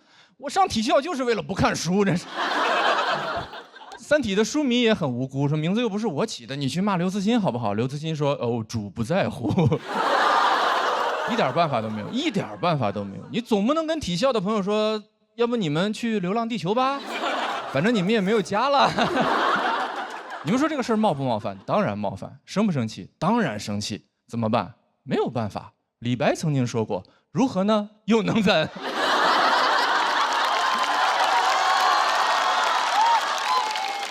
所以我觉得，不如笑一笑，不妨就笑一笑，对吧？我甚至建议体校的朋友和三体的书迷，咱们一起去弱智吧。我觉得弱智吧的吧友肯定不在乎，肯定会很欢迎我们。他还会问体校的朋友：“哎，你们为什么不快乐呢 ？happy 起来啊！你们不是黑皮体育生吗？”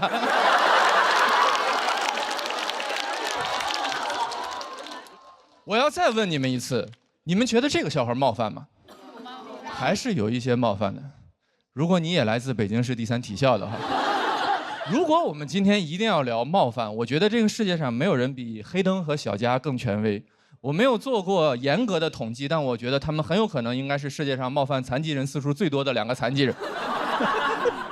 但是我们都很喜欢他们，对不对？我们都很喜欢他们的演出，我们也很喜欢他们的段子。他们去年发起了一场演出，叫《地狱笑话秀》，就是大家一起来互相吐槽、开玩笑，同时测试一下我们这个行业的道德底线到底在哪里。怎么说呢？如果你们根本不认识黑灯跟小佳这2个人的话，这整场演出几乎就是教科书一般的霸凌。你想一想，脱口秀的剧场你们是去过的，200-300个人在一个黑暗的房间里，笑话台上2个残疾人，关键是他俩还得跟着笑，干什么？今晚80后脱口秀吗？但是他们请了很多演员朋友来吐槽他们，演员的创作热情也是空前的高涨。没有什么比写这种段子更过瘾的事情了。当时大家有个群，每天都会有人把写好的各种段子丢进来，甚至有人为他们的演出已经写好了开场曲。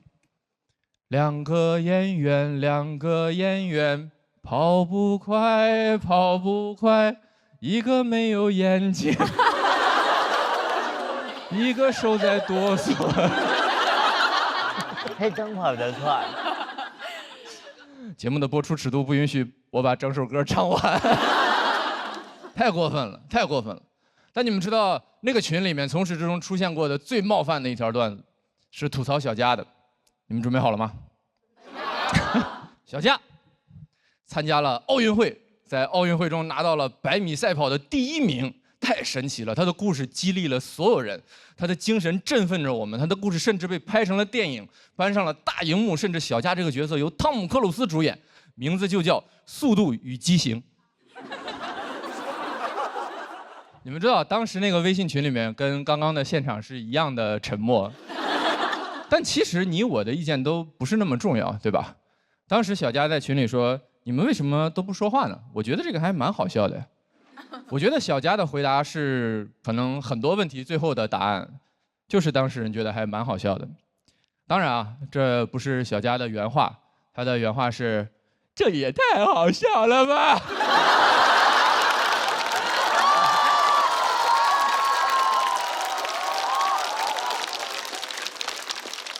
谢谢你们啊！你们笑了，你们鼓掌了，我就不是这个房间里面唯一一个冒犯残疾人的变态了。我也非常喜欢你们的样子啊！哇，北京市第3体校，哇，太惨了，我要笑一笑。我是小佳的朋友，但这个模仿真的很好笑。观众真的太可爱了。但我最后问你们一遍，这个笑话冒犯吗？还是有一些冒犯的。如果没有人笑的话，对吧？所以不如就笑一笑，对吧？我觉得这就是可能这个世界上为什么要有笑话这个东西，这也是世界上为什么有人要讲笑话这件事情啊。对我来说，脱口秀演员就是这个世界上最好玩的工作。我希望这个工作我能一直干下去，我希望我们的朋友都能一直做下去，我甚至希望我这个工作能干到80岁。我甚至已经想好了我的告别演出的名字，它必须发生在我80岁之后，因为它就叫今晚80后脱口秀。谢谢大家。谢谢大家，谢谢大家。大家好，我是翟阳年，谢谢。哎呦，给各位分享一个我平时最爱看的那个科技发布会，朋友们，就是每年的那个315晚会，你知道吗？啊，315晚会在我心里是真正的黑科技发布会，黑心棉、黑心肉啊！你知道普通的那种科技发布会已经给不了我惊喜了。你知道手机里每次什么多个摄像头啊，车里多个冰箱没有意思，但你告诉我我穿的内裤里有毒。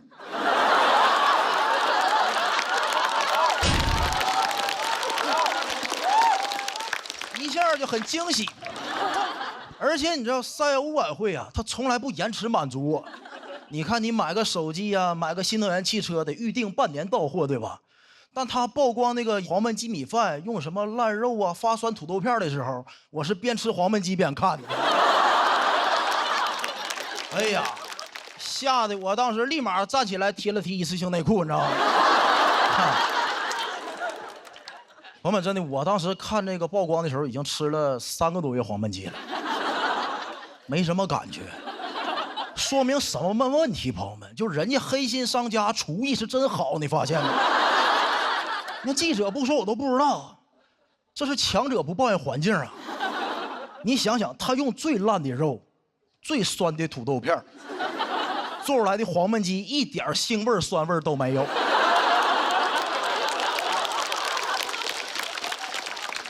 西湖醋鱼啊！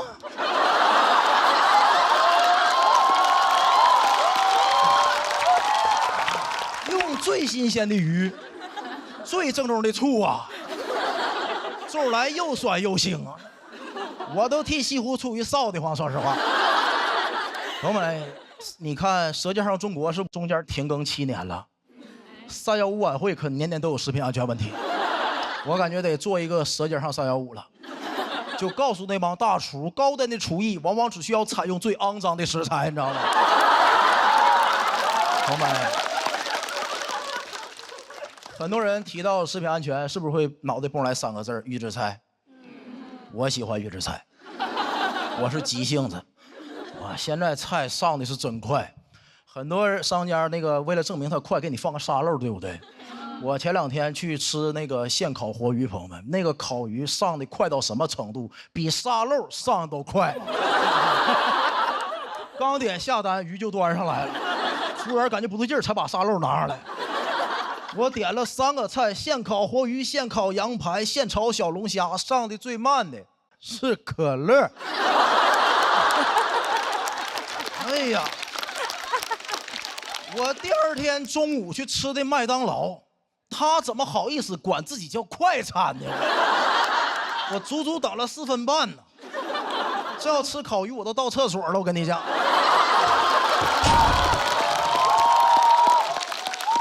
而且它第二点，预制菜有一个特点，我无法拒绝。我是一个中国人，也是一个金牛座，这就导致我是拼某饭的饭圈的脑残粉。我永远忘不了我第一次吃拼某饭那个价格，4块9 25个饺子，4块9 25个，好评返现还返了我9毛啊！如果到店自取还能便宜1块钱，但我放弃了，因为共享单车要1块5，你知道吗？哎，朋友们，也就是说这份饺子的极限价格是3块钱25个，3块钱25个，朋友们，这个老板在我心里慷慨的都有点抠门了，咱还差那3块钱吗？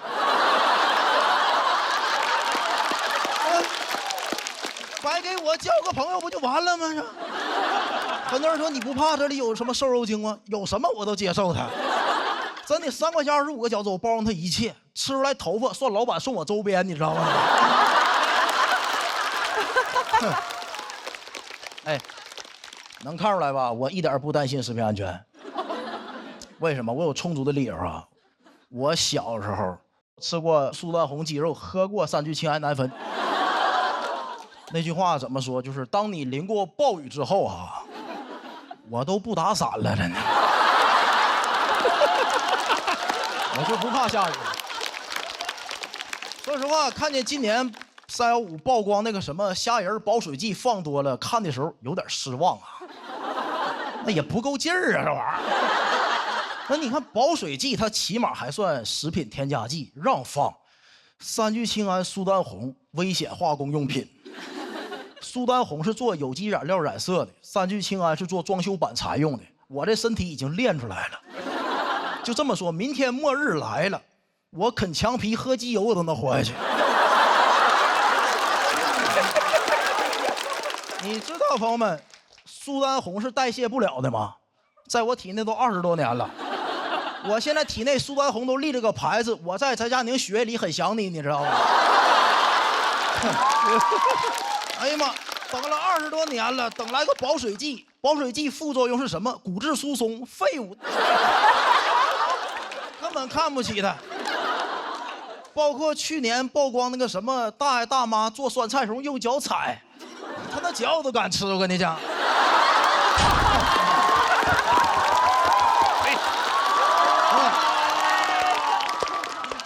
有人会觉得有点恶心，对吧？但你想想，起码大爷那个脚是纯天然的。你应该庆幸啊，大爷还没穿一次性袜子，你知道吗？我这身体已经被练出来了，我相信以后有大用处。将来如果有一天外星人攻打地球，把我的遗体当武器，能把所有的外星人全劝退。所有的外星人被我身体干的都是已读不回的状态呢。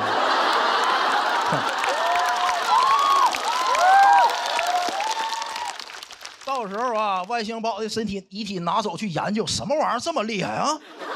化验我的身体里，哇，有这个苏丹红抗体、保水剂抗体、3聚氰胺抗体，哇，难怪这么厉害，这是个真三体人呐，这是个。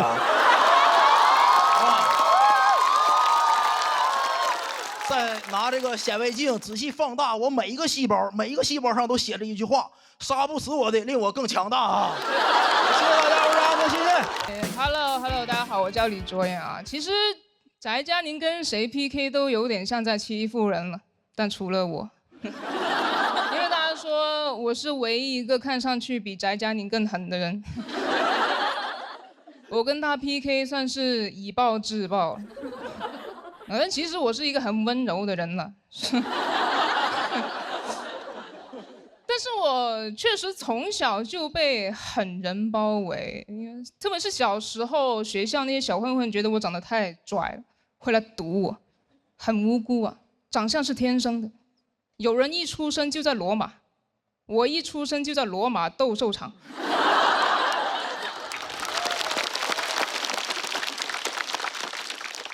但我是个很 peace 的人，我根本不想惹事。他们说你这么拽，你混哪的啊？我说我混2次元的。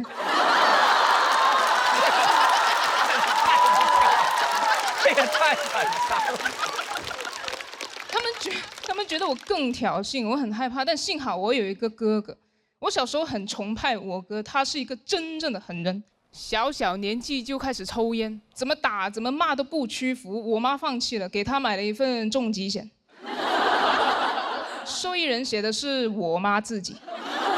就是如果我哥没事的话，我妈会有一个完整的家庭；但是如果我哥有事的话，我妈会有一个美满的人生。母凭子贵吧。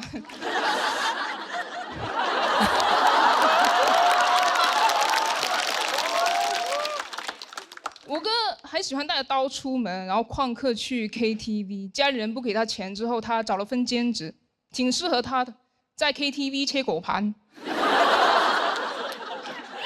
所以我在外面被别人欺负，我第一时间想到他。我问他怎么办，他跟我说很简单，你要么打赢他们，要么加入他们。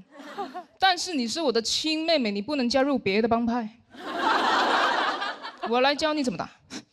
哎，我哥啊，是我认识打架最厉害的人了，他要教我打架，不直接来学校帮我打。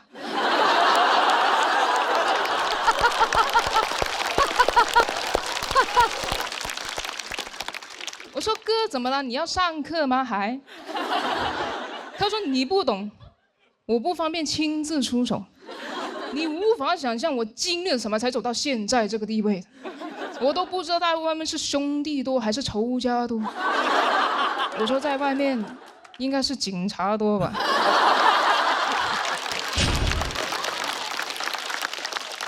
都说你不懂了吧？那叫条子。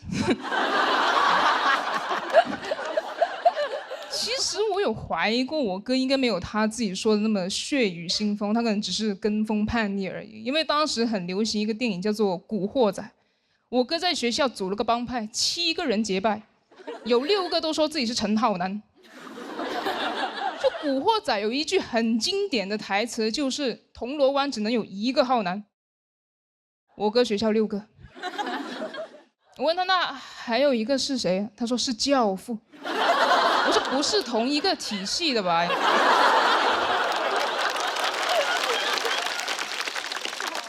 他还去纹了一个陈浩南的同款纹身，这么大一条过肩龙，纹了好几个小时啊！我用圆珠笔给他。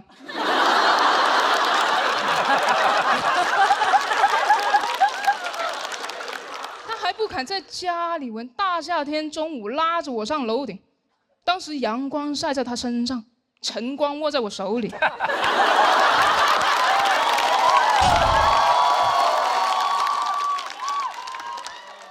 的2个人都不耐烦，他一直催我好了没呀，好了没呀。我说，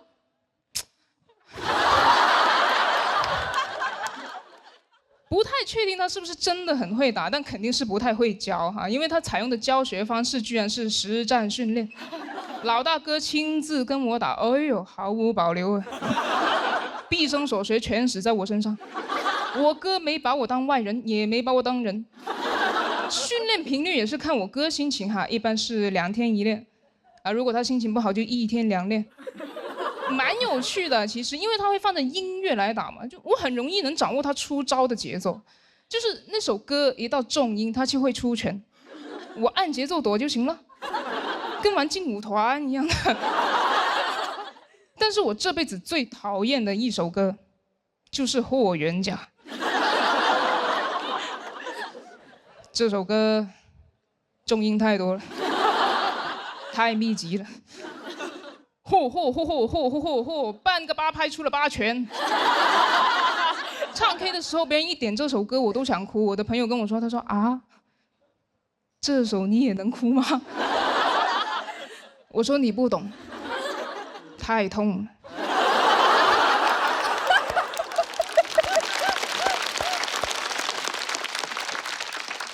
后来我离开家了嘛，上大学，我哥留在家学吉他，因为他看到摇滚歌手在演唱会上砸吉他，他觉得太帅了。学了一段时间之后，发现自己不喜欢弹，就喜欢砸，喜欢的是打击乐。但家里没这个条件，不可能砸锅卖铁给他砸木头吧，他总得去挣钱。有一次回家，我妈说：“她说你有空去看看你哥吧。”我说：“哪个监狱？”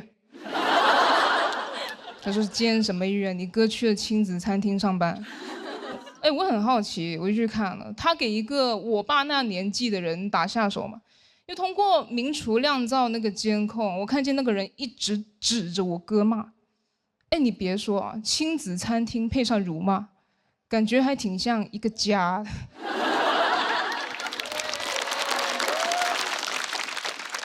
不同的是，以前我哥肯定会顶嘴甚至还手，但现在他只是一直在和面，不停和，和。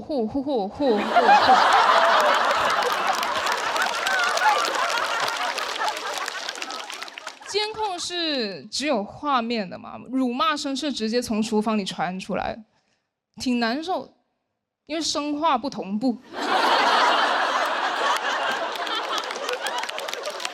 心酸，肯定心酸，但也庆幸吧，因为我以为他迟早会进局子，结果进了个饭店，就感觉命运的齿轮卡了一下，刚好卡在了饭点。喜欢玩刀，在厨房里工作；喜欢当大哥，在亲子餐厅，有的是人喊他大哥哥。也不用担心外面是兄弟多还是仇家多，现在外面棋手多。我觉得我哥变得有点陌生了，但其实还是很熟悉。后来我跟他说：“我说，哎，我看到那个人骂你的时候，我真的很紧张，总觉得你随时会给他一拳。”我哥说：“你不懂，我不方便出手，面团好粘手。”聊到这里吧，谢谢大家。大家好，我是庞博。不要紧张，好吧？不要紧张。好久不见。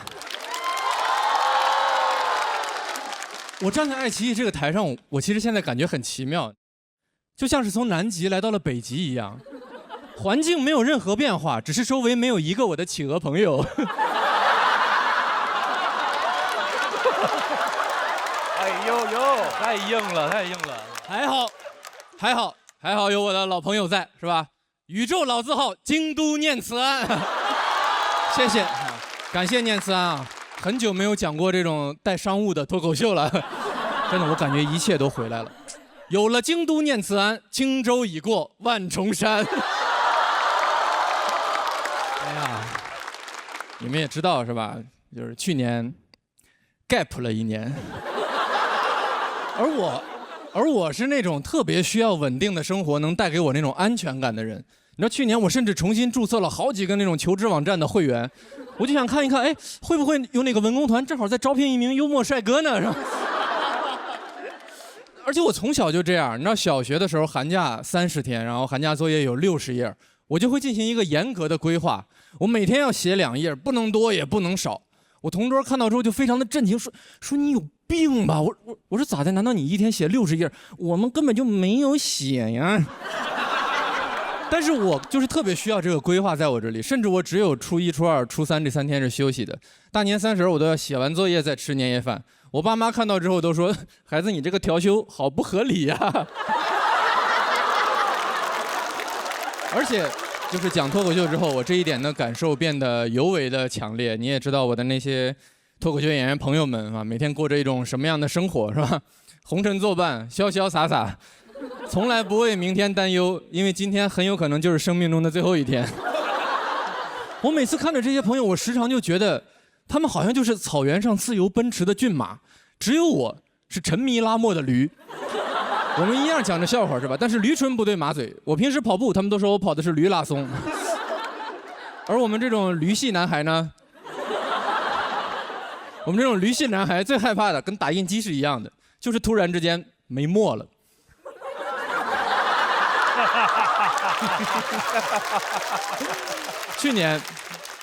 去年我经常会在一个咖啡馆在那儿写段子，假装一切都没有发生的样子。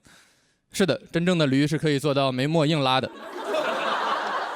有一天我就写累了，我的眼睛非常的酸，我滴了一点眼药水，我在那边这样休息。等我再睁开眼的时候，我桌上多了一杯热水，下面压着一张便签纸，写着“会过去的”。我一抬头，那个店员，你们有被那种陌生人突如其来的关心刺痛过吗？会过去的，我都不知道他说的是我遇到的这个坎儿，还是我的整个职业生涯。我第一次喝一杯热水是吧？但心里凉凉的，真的。但是去年一整年没有拉磨之后，我发现一件事儿，就是其实人是可以不拉磨的，也没有什么坎儿是永远过不去的。所以今年重新站在这个舞台上，我发现我只有一件事情要做，就是讲我自己最想讲的东西。所以最后，我想给大家讲一下这一年来我在那个咖啡馆写过的我最喜欢的一个段子。你们大部分人会后悔这个鼓掌。你们小学的时候，学校里有没有那种班级之间那种合唱比赛，是吧？我们都知道这种比赛比的不是说你们班到底有几个唱歌特别好的人，就是看你们班到底有几个人唱歌完全没有调，是吧？就什么乐器、和声、声部全都没有用，只要有一个人在旁边长亭外，你们班就废了，对吧？10个那英压不住1个杨丽，一力降10会，是吧？所以那段时间我们班就非常非常努力的练习，大家都不想拖别人的后腿。就我们班主任看到我们这样就说：“不要紧张，好吧，不要紧张，放轻松，我有办法。”我有秘诀啊，我能帮大家解决这个走调的问题。我们就都很好奇，就是到底能有什么样的方法？班主任不着急，等到自习课的时候，班主任前门、后门全都锁好，整个窗帘全都拉起来，窗户也都锁上。我们都很激动，说这么神秘，这是要干什么？什么样的方法？然后我们班主任说，这就是我的方法，只要我把门窗都锁好，我就能确保咱们班没有1位同学会走调。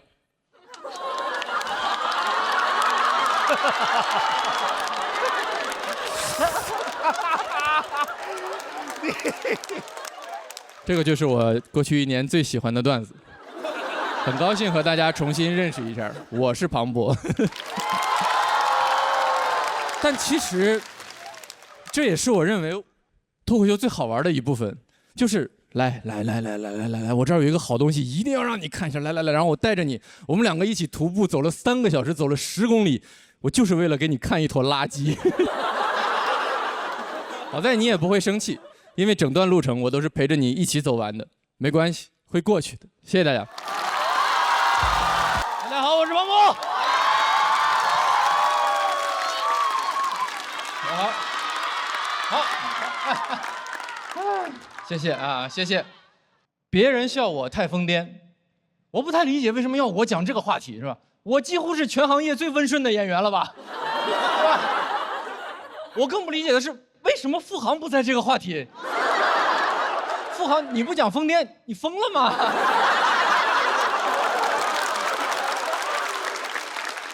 不过付航在这个节目的出现啊，给我一个经典问题提供了一个崭新的思路，就是动物园里有什么？我仔细的去寻找我跟这个疯癫的关系啊，找到了，朋友们，还是找到了。我家住在上海市宛平南路600号的对面。不知道的朋友，那里是著名的上海市精神卫生中心啊。是的，我现在的脱口秀是典型的上海演员的写法，就是根本不在意你们外地观众能不能听得懂。但是荒谬的不是宛平南路600号，是它现在变成了一个网红打卡点，就是经常我一出小区就看到2条队伍，是吧？一边在那儿挂号拿药，一边在那儿打卡拍照，你根本分不清谁更需要治疗，真的。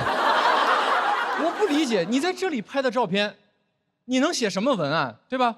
上海市内环还藏着这么小众的精神病院，你们上海人嘴也太严了吧？姐妹们，谁懂啊？真的，有的时候天太热了，你知道最近天太热了，就是打卡拍照那边有人就插队就吵起来了，还要看病的那边来劝架。冷静冷静，深呼吸，别着急。哎，我这儿有个安定，你先吃着，我还能控制住自己，是吧？我不理解，是吧？我不理解，拍照这种事儿有什么好着急的，对吧？特朗普也是到了78岁才拍到自己人生照片的。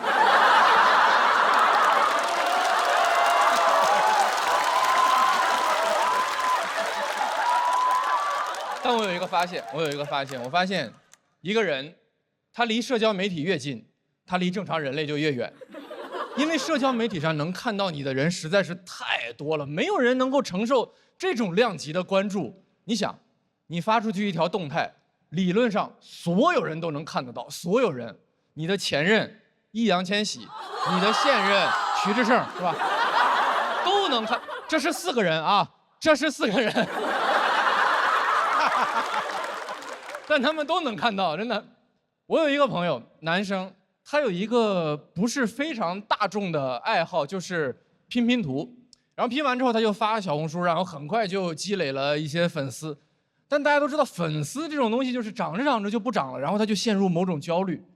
首先就是这个焦虑本身就很荒谬，人类是不需要粉丝的，我又不是扇贝，是吧？其次，他解决问题的方法也很奇怪，就是因为他还有另外一个爱好，就是健身。他身材很好，所以他现在就是每天穿个小白背心在那拼拼图。你知道他那个账号画风就很奇怪，每天都是呀这一块放哪儿呢？会不会是这一面呢？呀怎么哪儿都放不进啊？难道是左边？算了，先放一边吧。哎呀，呆住了！哎呀，以后咱直接就在这儿拼吧，真的。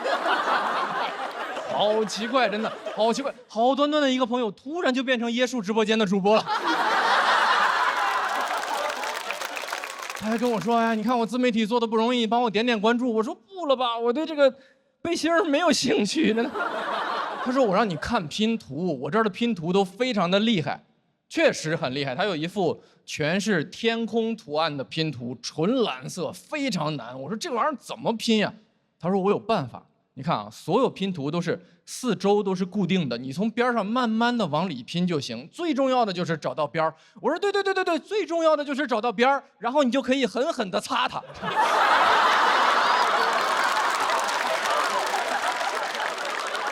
这件事儿我去查了，这件事儿在科学上有一个解释，叫观察者效应，就是同样的一件事情，有人看着跟没有人看着，结果可能完全不一样。这个道理其实我们在生活中也都知道，小学老师就跟我说过，是吧？说上课呢，你在底下说什么呢？你说什么呢？你站起来，你当着全班同学面说。原本滔滔不绝的我，瞬间哑口无言。观察者效应最著名的实验就是薛定谔的猫，就是那个猫的命运如何，完全取决于有没有人在观察。我觉得薛定谔这个人是非常懂社交媒体的，因为这个理论翻译一下就是，不管你这个实验设计的有多巧妙，如果不发到网上，不被粉丝看到，就没有任何意义。薛定谔是吧？可能是人类最早的萌宠博主，主打的是开箱视频。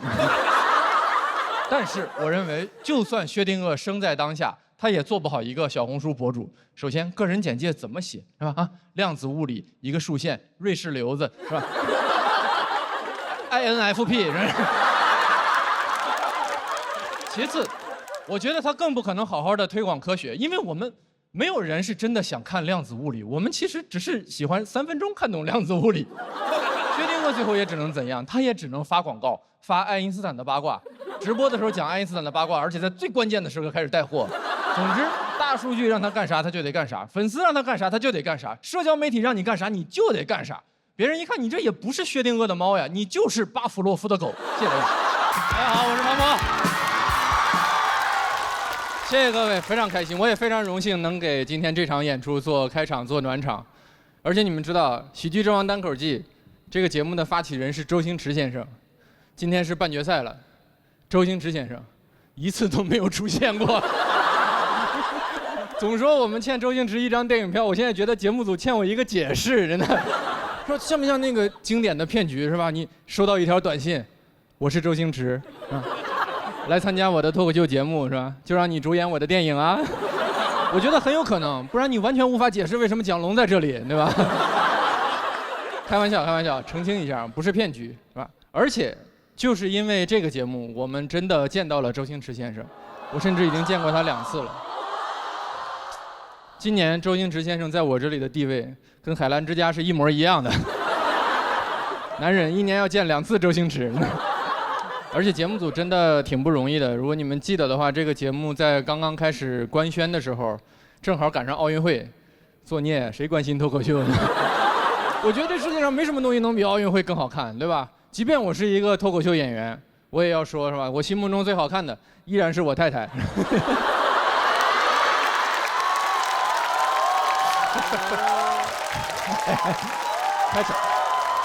开场就是可以胡来啊！第20奥运会对吧？脱口秀排第3，真的，俩节目在一起排第3啊！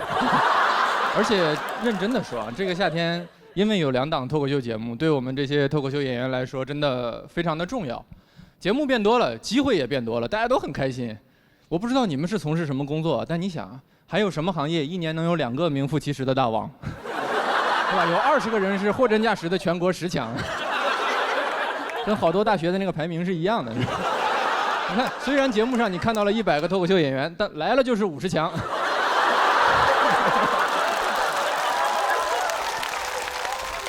脱口秀今年正式迈入双一流的时代。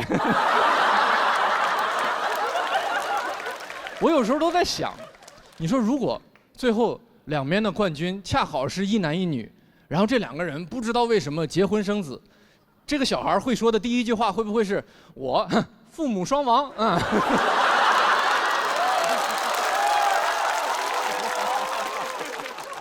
而且演员真的很幸运，是吧？我们还有京都念慈庵，对吧？跟大家说，付航跟刘洋争得最凶的根本就不是冠军，就是念慈庵。你想，如果没有念慈庵，他俩那个表演风格，演完第1期嗓子就废了，后边全得给你们演哑剧。我们就是哑剧之王单口季。这个夏天真正辛苦的只有各位观众，真的有观众在跟我说，哥，这个夏天3档喜剧节目，你们还有衍生节目。哥，我现在每周要看17个小时的喜剧，我好累啊！台上5分钟，台下17个小时，喜剧的内核是马拉松啊！每周看完，精神是放松了，身体垮了。你能想象吗？我现在每周最盼望的是周一。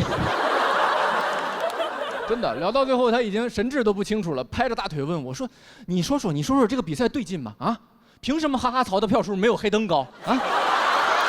你说那个刘洋他怎么赢的广智啊？我跟你说，要不是袅袅没来，吕岩他们队根本就淘汰不了。我说咱都看成这样了，要不考虑停一边的会员呢？我有的时候真的在想啊，我们做什么？我们就是做节目嘛，服务大家，娱乐大众。那就不妨做的再极致一些，对吧？观众想看什么，我们就做什么嘛。而且我们都知道大家最想看的是什么，你干脆就每周2边各选出来一个最厉害的，然后他俩 PK 一下，多刺激，对吧？然后而且你不光能看到各种笑话段子，你还会看到很多就是人性的部分，就是那种排兵布阵，是吧？你想一边在那儿群策群力，然后团队协作，就改段子加笑点，然后派出最强的呼兰，然后这边大幕拉开，南瓜闪亮登场，呼兰哥你的外卖是吧？然后就走了，多精彩！付航躲在幕布后边，嘿嘿嘿，没想到吧？战术马楼赛马。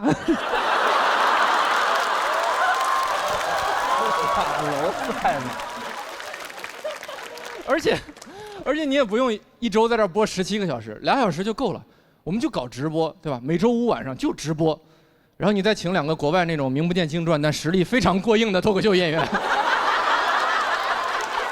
就是给我们所有人打的都不行了，只有王建国奄奄一息，是吧？我觉得到时候今年所有没有参加比赛的脱口秀演员都会出来发微博支援我们，是吧？就看不得这种场面，3巡国仔守国门。内蒙脱口秀演员杨蒙恩申请出战。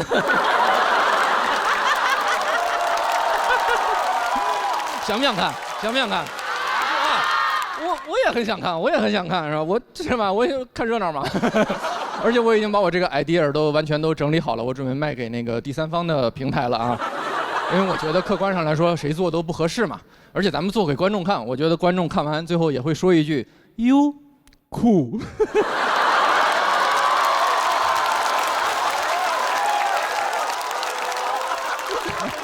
开玩笑，开玩笑，开玩笑，开玩笑！希望大家都开开心心的就好，希望演员们演得开心，也希望各位观众看得开心，就比什么都强。尤其是一会儿还要比赛的朋友们，加油！我们站好最后一班岗前的最后一班岗，好吧？加油！喜剧永远属于所有演员和观众，谢谢大家。哎，大家好，我是周奇墨。哎，感谢大家啊！上来给后面的演员开个场。我要不开场，我都不玩这个，谁玩这个？但是开场很难啊，所以我今天就尽力吧。开好了，对于后面的演员是个帮助啊；开得不好呢，就当对他们的一个历练吧啊。如果没开好，各位就接着帮我鼓励鼓励他们，好不好？好。开场还是得聊一点有共鸣的话题啊。想必各位都有父亲，我就知道这个可以啊。巧不巧，我也有一个。为啥聊这个？因为今天的主题是不上班你养我呀，这就是我爸现在对我的期待。因为他现在退休了，他有退休金，但是他炒股，所以约等于没有退休金。我爸按照自己的经验就觉得，人到老年还得靠子女啊，所以他现在就劝我要孩子，特别急啊，动不动就跟我说你咋还不要个孩子啊？都快40了还不要孩子？哎呦，关键是我都没结婚呢。他不在乎啊，他现在比我前卫多了啊。然后还有一次，微信里给我转一个网上的短视频啊，大意就是说人不要孩子，到老了会孤独。我没有回他，我想让他知道，人有了孩子，你得看是什么孩子，对吧？但我现在就知道，这孩子指望不上啊，我还是得靠自己。所以我现在就开始为自己以后的退休生活做打算。前2年我就开始买基金，越跌越买，越买越跌，买到重仓。我为啥这样？因为我在网上看到巴菲特说过一句话，说你要在别人恐惧的时候贪婪。我就贪婪，但我感觉我有点太贪婪了。就巴菲特看见我的贪婪，他都恐惧。他说：“哥们儿，你还是要个孩子吧。”哎，说实话，如果巴菲特对我说这句话哈，我不反感啊，只要他愿意当孩子的爷爷，我可以接受，立刻给他要一个啊。还有拍灯的。好了，连孩子妈妈都有了。孩子的干爹也有了。不能再拍了，我怕关系有点复杂。一家人不能再拍了，不能再拍了，再拍我也赡养不过来了。哎，我知道很多人都会讲嘛，这个炒股赔钱的段子，但我今天不讲那些啊，我今天就是来分析一下，就为什么股市这么难赚钱，但是这么多年还是有这么多人前赴后继的杀进去，包括我爸，包括我，啊，是因为这些人蠢吗？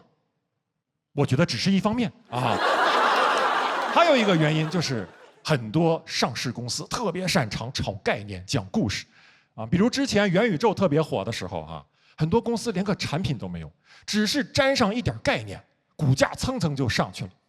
有句话叫“站在风口上，猪都能飞”，现在是风还没有来，但猪都已经站好了，就一排排在这站着，还彼此鼓励呢啊！你信我的，肯定有风，你就在这站着吧，肯定有风啊！你感受感受啊，闭上眼睛仔细感受，屁股后面是否有个小风啊？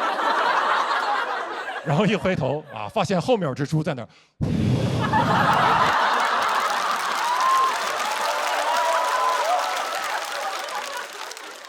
哎呀，后面的猪还在这说呢。哎呀，你们元宇宙不起飞，赶紧起开呀，挡着我了。你谁？我谁？我人工智能啊！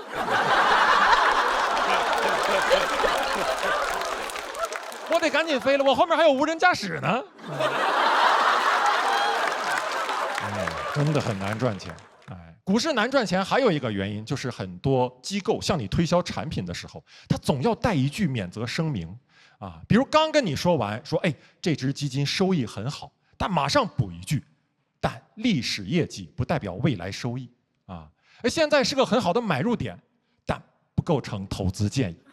总体来说，股市的长期收益好过银行理财，但股市有风险，投资需谨慎。哎呀，我听完以后就想，什么话都让你说了啊！而且你这话明显就是理性中带着一些蛊惑呀，让人很容易听完以后就恐惧中带着一些贪婪。所以我觉得这招父母应该学一下，催孩子相亲用，肯定比之前管用。你想一下，如果你过年回家，你妈这么催你说：“孩子呀，给你找了一个相亲对象，啊，长得可帅，哎，但历史面貌不代表未来长相啊，以后长成什么样，妈可说不准啊。但你去见见呗，没啥事儿，人年薪也高。哦，但这个也不构成选择建议啊。”总体来说吧，两个人过日子肯定比一个人要轻松一些啊。但婚姻有风险，相亲需谨慎。你听完以后什么感受？你听完以后肯定会想，什么风险？啊，谨什么慎？别人在相亲市场被不幸福的婚姻套牢，是他水平不行。妈，你放我进去。你看我给你杀一个7进7出。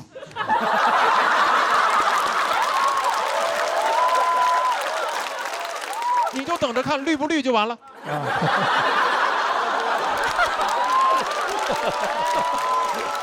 我还看过一组国内的统计数据哈，就男的买基金真的更容易赔钱啊？为啥？因为一般而言，女生买基金她持有的数量少，但是持有的时间长。而男的买基金呢，一般他持有的数量多，但是持有的时间短。而就女生买基金，一般是这种感觉啊，我的小宝贝，我知道你现在啥也不是啊，还有点跌，但我会一直陪着你啊，你是一个潜力股。而男的买基金呢，一般是这种感觉，我的小宝贝，跟着哥，以后按月给你打钱。哟，这只基金也不错。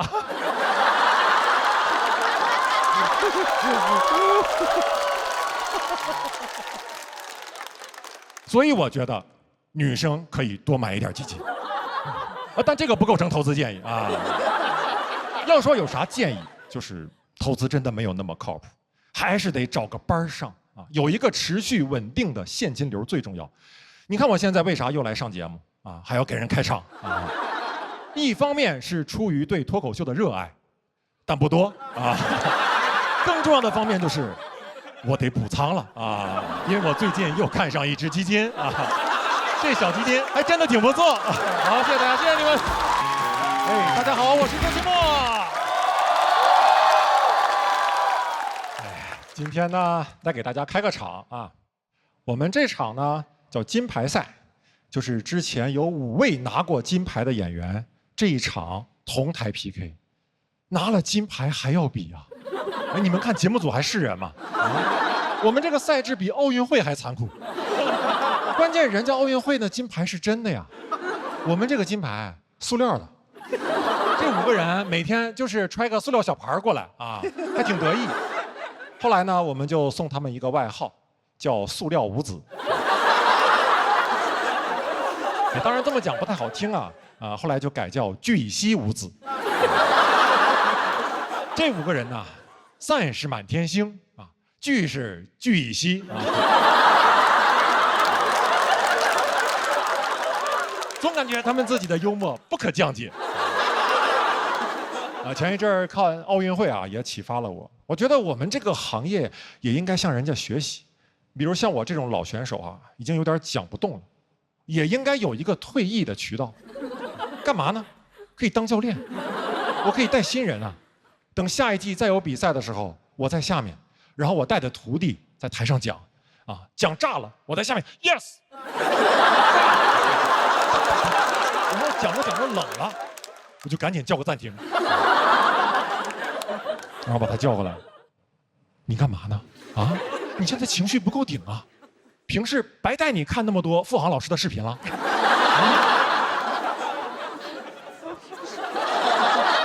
孩子，看着我的眼睛，如果你拿不到那块聚乙烯，就没有人在乎。Give me some passion。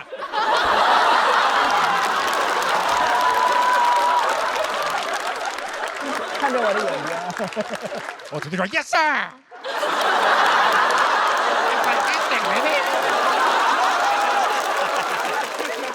不丢人啊，不丢人。为了开场不丢人啊，不丢人。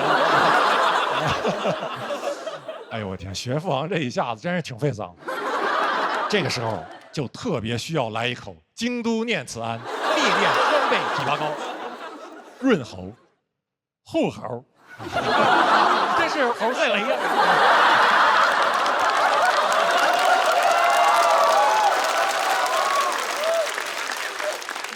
最近呢，我还总想到08年那个时候呀，我还在上大学。哎，我上大学的时候，其实就经常跟同学去 KTV 唱歌哈。那个时候我就观察到一个现象，就好像我们很多人在里面唱歌的时候，都不是按照自己的方式去唱那首歌的，都是在模仿原唱，啊，包括平翘舌呀、停顿啊、重音啊。你比如点一首周杰伦的《爱在西元前》，所有人都是这么唱的啊。我给你的爱写在西元前，什么让你死不掉的眼睛。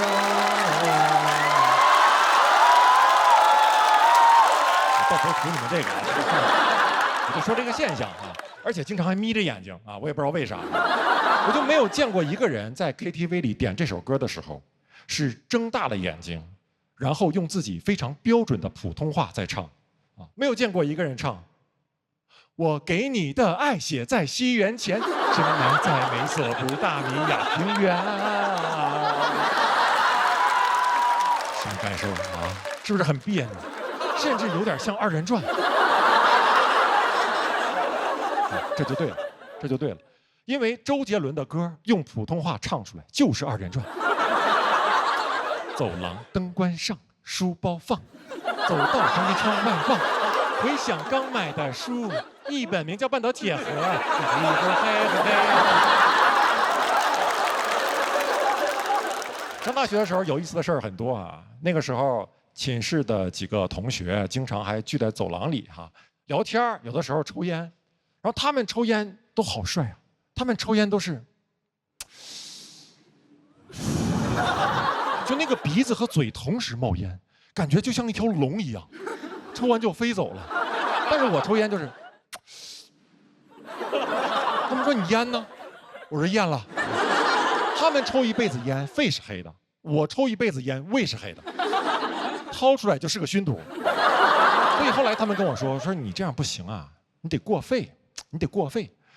我到现在都不理解什么叫过肺。我在想，如果我能控制一个东西是否经过我的肺，那我这辈子都不会煤气中毒了。以后我家煤气泄漏了，我老婆拉着我，快跑快跑，煤气泄漏了。我说没事没事，来你跟我学不过肺啊！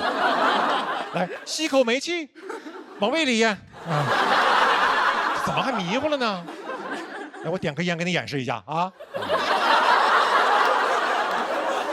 不出意外啊，那应该是哥们儿一生中最炸的一次了啊！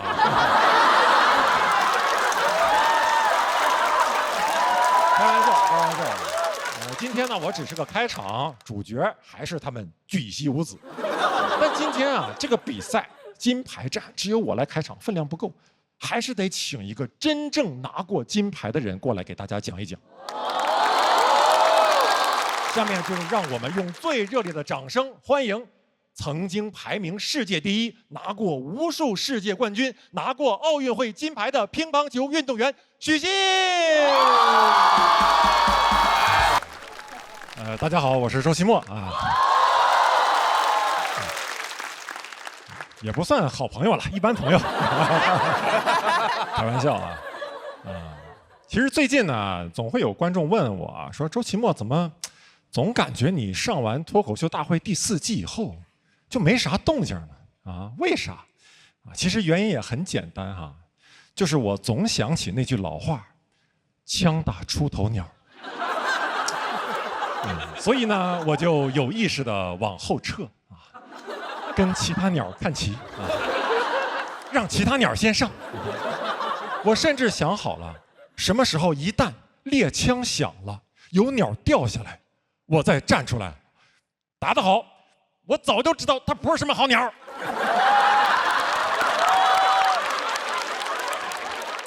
然后再往后撤啊。但现在我感觉后撤的步子迈的有点大了。你像我去年1年啊，基本没有什么演出。然后我们这行是这样的，如果你没有演出的话，就没有演出费。你说奇怪不奇怪？啊，这还有天理吗？这2年我的生活也有了很大的变化，比如我现在就搬到上海来了，啊，然后呢也就开始喝咖啡了。说实话，没有那么愿意喝，但是我听说在上海，如果你不喝咖啡的话，不给你办那个积分落户啊，好像是1000杯顶10分是吧？我不管哈，我就哐哐喝啊。我家楼下呀就有一家连锁的咖啡店啊。我没事就过去点一杯。它现在有个点单系统很有意思，就如果你在手机上点单并且支付完成以后，它会给你发过来一个成语啊，比如说好事成双。然后你到了门店，到了柜台前，你啥也不用干，你就对着店员说好事成双，他就把你的咖啡给你。我觉得这个系统很巧妙，但是呢也有漏洞。其实我一天可以去他们家的很多店，随便说一个成语试试，完全可以啊！随便走进一家店，你好，不劳而获。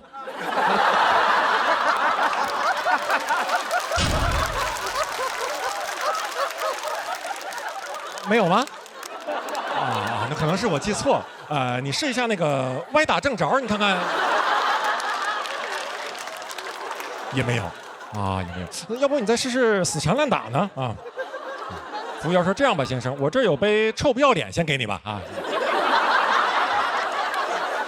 我到了上海以后，我爸也过来看过我啊。他从东北那个小城市过来，对于上海这种大都市的文明啊，他非常不适应啊。我们整栋楼所有的快递平时都是放在1楼大堂，我爸第一次看见就愣住了啊，他就问我。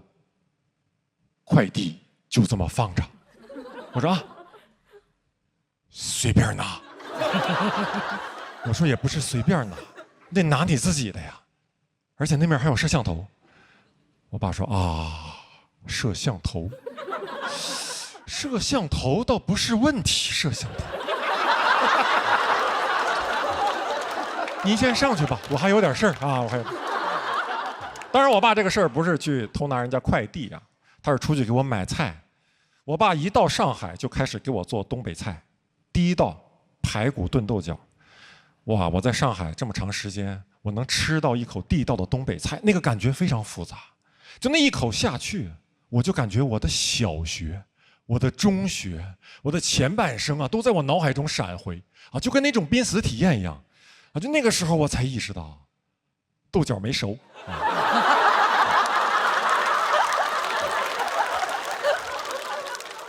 而且我现在在上海，之前在北京也是北漂。我发现我跟我之前在东北的同学联系越来越少，就有的时候跟他们聊天啊，会让我有一点难受啊。比如我有一个初中同学哈，我们已经很多年没有见面、没有联系。某天晚上，突然一个微信的视频邀请就发过来了，哇！我当时犹豫了一下，我还是接了啊。接起来之后就是一个前置摄像头的画面啊，一张大脸。已经有点秃顶了啊，然后背景呢就是一个饭店的包厢，啊，桌上杯盘狼藉，我这朋友就看着我，啊，大个儿，干啥呢？想你了。我吹没吹牛？是不是周奇墨？哎，大个儿，现在咋样啊？啊？多少年不见了？你还经常跟那个许广智他们一起演出呢吗？谁不他吗？瞅我这嘴把他俩整混了，他俩不总搁一块儿吗？那去年不还上春晚来着吗？啊！哎，对了，你咋没去呢？哎，大哥，没找你那是导演眼光不行，你适合上春晚啊，大哥，你适合，因为你稳当。啊，你懂不？你比他们稳当啊，你适合上春晚。那你不上春晚，你平时都干啥呀？啊？你还讲脱口秀呢吗？大哥，我告诉你干啥？你直播带货，直播现在老挣钱了。你说你又有流量，你就咔咔带货呗啊！你不脱口秀天花板吗？你就卖天花板。我说那谁，张总就搞建材的呀，他给你供货不就完了吗？咱有渠道啊。不咋呀，大个儿，你笑了啊？我把你逗笑了。我把你逗笑，哎呀妈，那你说我是不是能去讲脱口秀呀？我把他逗笑。哎呀，那行吧，那你忙着吧，我们搁这喝酒呢。啊，这张总、王总啊，都可喜欢你了。完了，你啥时候回来，你吱声，我给你安排，听见没？啊，行，那你忙着吧，先挂了吧。哎，好嘞，哎，哎，等一下。你跟那个张总、王总再说个拜拜来，说个拜拜，哎，拜拜，对，张总拜拜，王总拜拜，哎，拜，多好，哎，挂了吧，好嘞，保重，哎，我当时挂了那个电话呀，我就坐那儿缓，就缓了半天，我就难受啊，我就想，我这么稳当，为啥春晚不找我呢？好，谢谢大家，谢谢你们。